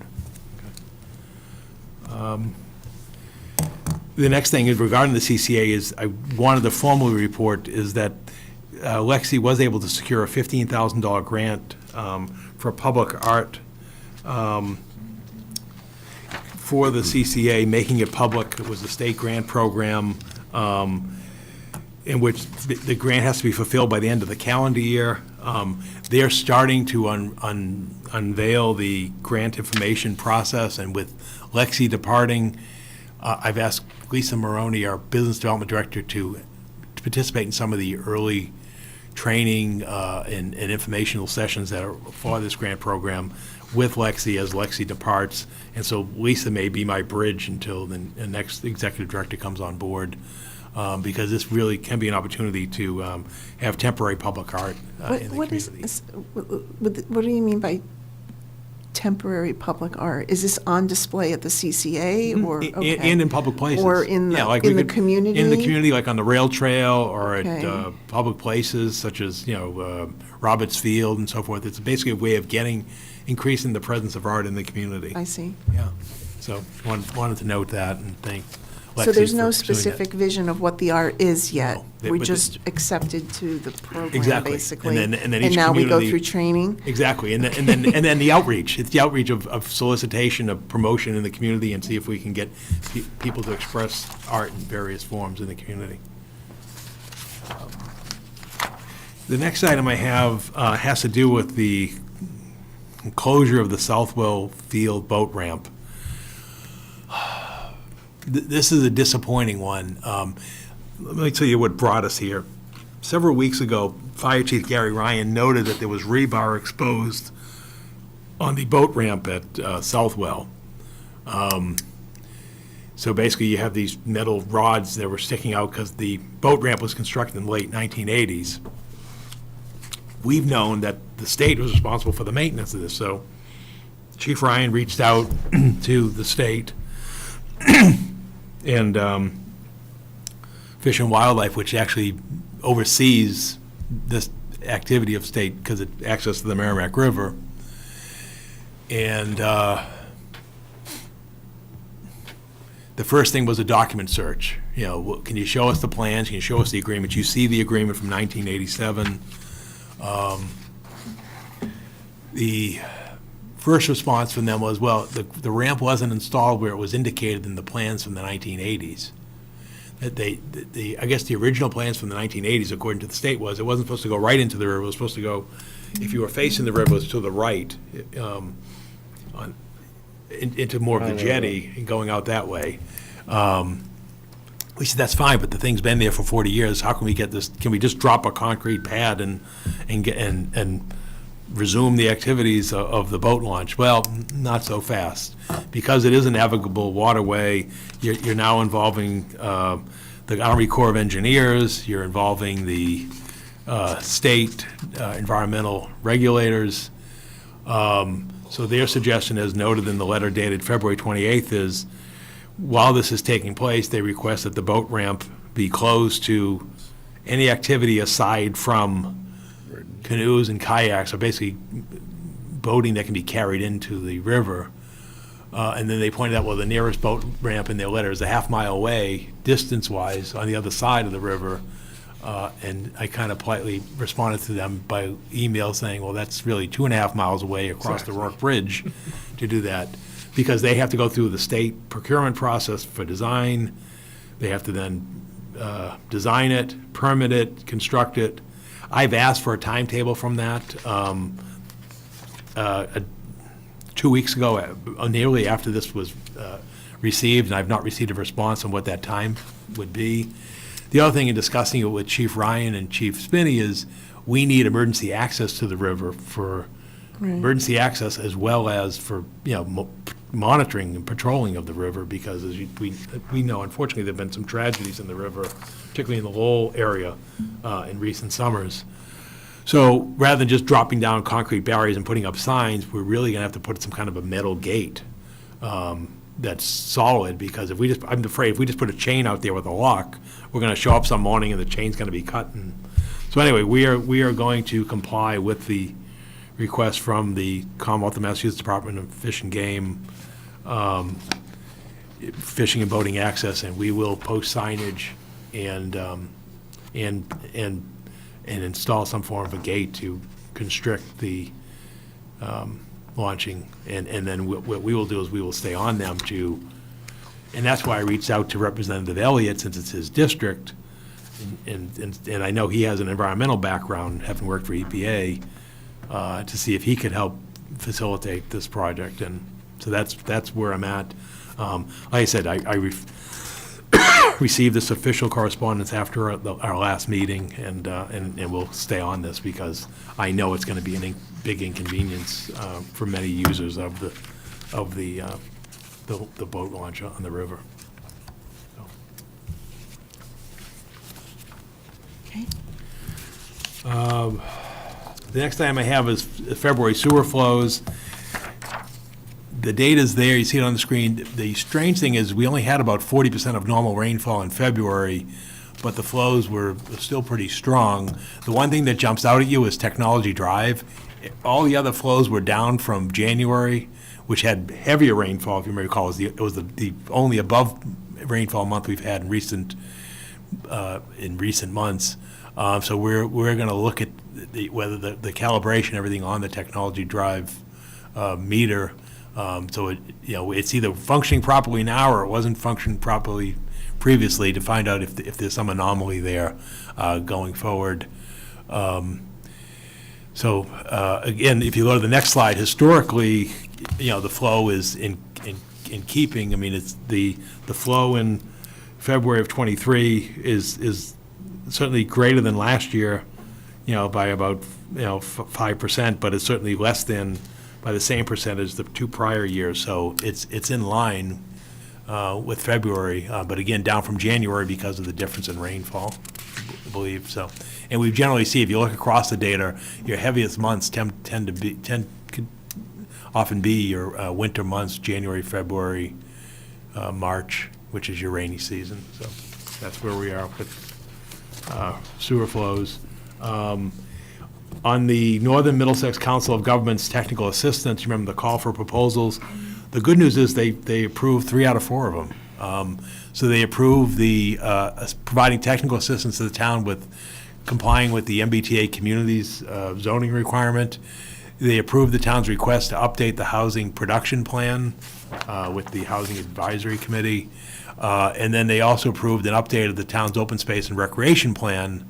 And so we'll work with them to sign agreements and formalize that, because that funding comes from the state. What they did not approve was the request for a tree management or tree master plan. We are going to, meaning myself with Evan and DPW and so forth, Christine and others, will look to state grant programs like the MVP, Municipal Vulnerability Program, and others to see if we can get funding for the tree management master plan. So again, it's want to recognize and thank NIMCOG for their assistance on these requests going forward. And then related to that, the last item on my report was the development of a strategic plan. Following up our discussion at the last meeting, I did have a conversation with Jenny Raitt, the executive director of the Northern Middlesex Council of Governments. She is interested in providing and assisting the town with the development of a strategic plan. She would have had something for the meeting this evening, but for the fact that she was on vacation all of last week. So I expect that at the next meeting, you'll be able to see what her vision is and what NIMCOG she believes she can be provided by NIMCOG in terms of cost and services. And then we can evaluate whether to move forward with that or solicit other proposals. But I think if you give 2 more weeks, we can at least have clarity in terms of what NIMCOG can provide for an activity that's obviously going to take place, later this spring. Could we also, for that 2-week mark, is it hard to draft what an expression of interest would look like, a request for expression of interest? We're losing time. I'm a little bit uncomfortable with, we started on a path to say, what are our options? And now we've necked down to one option and we don't know if it is an option yet. Okay. And I'd also, it would help us too to think a little bit independently about what we want and what our requirement is, which I think would be a good supplement to somebody telling us what they think we want. Mm-hmm. Do you know what I'm saying? Yeah, I feel like we're not considering options anymore. We're considering a single path, and it may be a very good one. I don't know yet till we hear from Jenny. But is it hard to write up what that would look like in case we decide at that meeting we want to look at multiple respondents? No, I can prepare something. It just takes time. Well, that's what I'm asking. I don't want to send this down like a 20-hour exercise or something if. Yeah, do you understand my concern? I see what you're doing. I'm yeah. just like, yeah. We don't know what NIMCOG can do. We know Jenny likely has relevant experience. Mm-hmm. And we're going to get an input from her on her view of what we might need and her cost, but yet we've completely dropped looking at other potential sources and what they might cost. Right. And what their capabilities are. And so that's where I'm just a little uncomfortable right now, because this is a really important, it's the first time Chelmsford's going to do this. Mm-hmm. And I think it's important that we do our homework on it. Yes. I can do that and get that out in terms of prepared. What I did share with Jenny is as I noted, what I would last meeting, is she does have the one that was done by Shrewsbury. She's also familiar with the concept and nature of it. But I will have something ready so that if your next meeting in 2 weeks, you see what she has and you say, no, we want to pursue further options, we'll be ready to hit the ground running. Yeah, or we just give us something to look at to say, okay, is this what we want, right? We haven't even done that part yet. Mm-hmm. We know that we'd like some output. So an expression of interest would be written around getting us to an output like what Shrewsbury had? Basically, an expression of interest basically is a call for vendors to indicate whether they'd be willing to provide that. In that call to the vendors, wouldn't we be putting down what some of our requirements are? I don't You know, see what but you see what you're I'm asking me, saying? but You see you're what I'm saying? asking. Because like, so we get an input. I don't know, I'm trying to understand what the process is, because I'm used to, if somebody's going to purchase something from somebody, they define the requirements, and then they get input. And now we're on a path where we haven't defined any requirements yet, and we're going to get input in a cost. Like a request for a proposal. Right. What are your Or- requirements? But it's a request for information, and it's the same thing. Usually you define what you want in that information, so I don't know, that. Well, I mean, I was going through the process that was similar to the master plan. The town went to NIMCOG and asked them to assist the town with the update of understand the that, master Paul, plan. but- And there was discussions amongst that about what those inputs would be, what the plan would be, and so forth.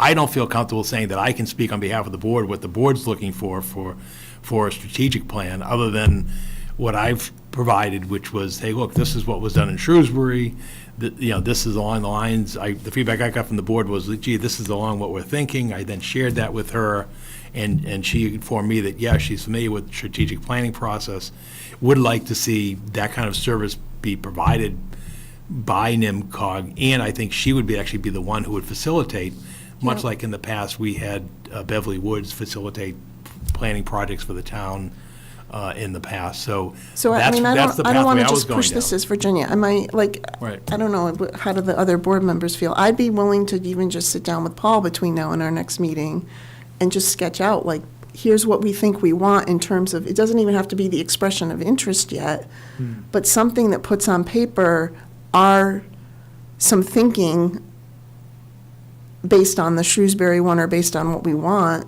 so that you can fall into a trap if all you do is get a single input and then say, yeah, let's go do that, right? And I'm just saying, in a normal kind of procurement process, I'm used to Well, it's the the old. this is procurer what thinking we- through, what do you want? Or I not can, what we need. Right, can- right, or- thank you. This is the what we can do. Or I so can, it's- arrange a call for Virginia, me and Jenny to have a discussion as she's drafting this. But I don't want to make that decision for the Right. board. What I'm saying is, Go ahead. But I don't know how to do it unless the whole board's there then, because right, if well, I I'm saying. can't do it by myself, we you could don't put. feel I'm saying I'm comfortable. willing to sit and put something down on paper, and then we bring it to the board together. Yeah, just as a draft start, just as. Or even just as some bullets to say, this is what we think is going to be important, without going through the writing of the document yet, Paul. I mean, But I thought I thought the starting point would be what she could present, and then we'd use that as a departure point, either to further develop a plan with her, or go out to the market. I didn't understand it that way. Because I don't know what, I mean, other than based upon what I can show you is what I, this is what Shrewsbury what I did. see that, so I think there's still value in having Jenny do that. Yep. But I think it becomes limited value if we don't think a little bit, have some independent thought that says, what is it, to Mark's point, what is it that we need? Right, we said this Shrewsbury one seems like it's spot on, and so now she's gonna look at that and come in, and I think that's great. But if that's the only thought that we put on is to review what Jenny has, it could be limiting in our thinking, and we might miss something that we need or that we want, right? And that's why I think this should still be a parallel process, because we don't know if that's the solution yet. That's a one direction. We've never done this before. I just think it's important to, like, do our homework a little bit and know what our options are. I thought we were taking the Shrewsbury report, sending it to her and saying, can you do this? I think that's what Paul did. And I know, but now we're back to, let me show you what I can do. And I think we need to make sure we know what it is we want this to be. Right. So it checks the boxes when she shows us what she can do. Right, and so if we have the Shrewsbury RFP even, she has that too, has right? that. So we can, But I get what you're saying, Virginia. We don't want to be focusing on her and then her come back and say, well, Right. this is what I can do. And we go, oh, well, that's kind of what we wanted, so let's go. Right. We want to make sure it's Yeah, what we because want. what we don't want to do And it is may- get another standalone document. That's what I'm concerned about. Because we have, to your point, Paul, you've made before about all these plans. We need a strategy that then speaks to what the other plans are and what they should be. and how those things would interact. So like what we haven't done as a board, we haven't looked at the Shrewsbury RFP and said, okay, this is what No, they I haven't seen it, required. yeah. And No, we saw it, but we saw didn't the discuss plan. it. We didn't, that's what I'm saying. Yeah. We haven't, so my, like, my other concern is, do we waste Jenny's time by having her do something based on that RFP when we as a board haven't had a discussion that says, yep, we want this piece, we don't want this piece? Do you know what I'm saying? Yeah, the only thing, though, is if we do see what Jenny's doing, while you sit with Paul maybe to put together some bullets, Yeah. at least we'll get an idea, because one of Yeah. your, I saw a question someplace, I don't know if it was last meeting or whatever, where you questioned whether or not they had any abilities in that area, Yeah. capabilities. And This I will don't give us a know. little bit of a flavor while we're also putting together our points, so I don't think it's a waste of time, Okay. you know what I mean?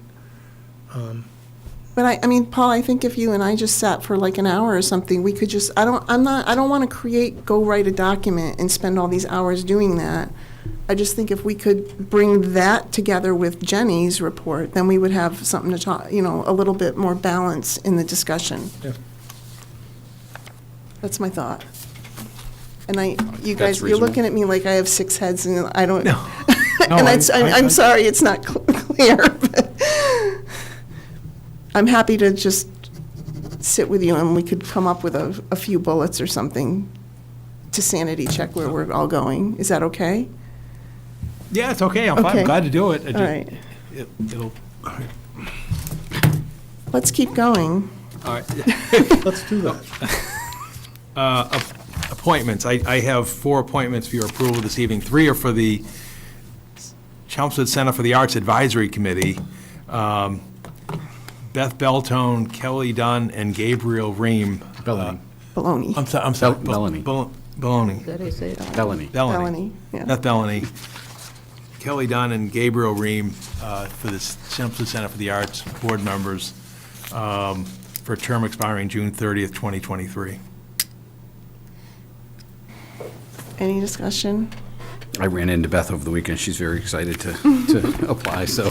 Okay, I'll take a motion for the CCA advisory ones. So I'll make a motion to approve Beth Bellany, Kelly Dunn, and Gabrielle Ream to their one-year terms expiring June 30th. So they're 3-month terms? I mean, what's that? So they're 3-month terms? Yeah.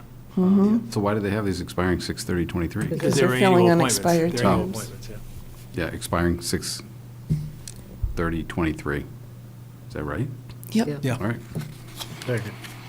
All those in favor? Aye. Aye, 5-0. And then Mike Rigney is seeking to appointment to the Cultural Council, and that would be for an unexpired 3-year term that runs through June 30th, 2024. Was Mike also on that, CC, yes, he is, yeah.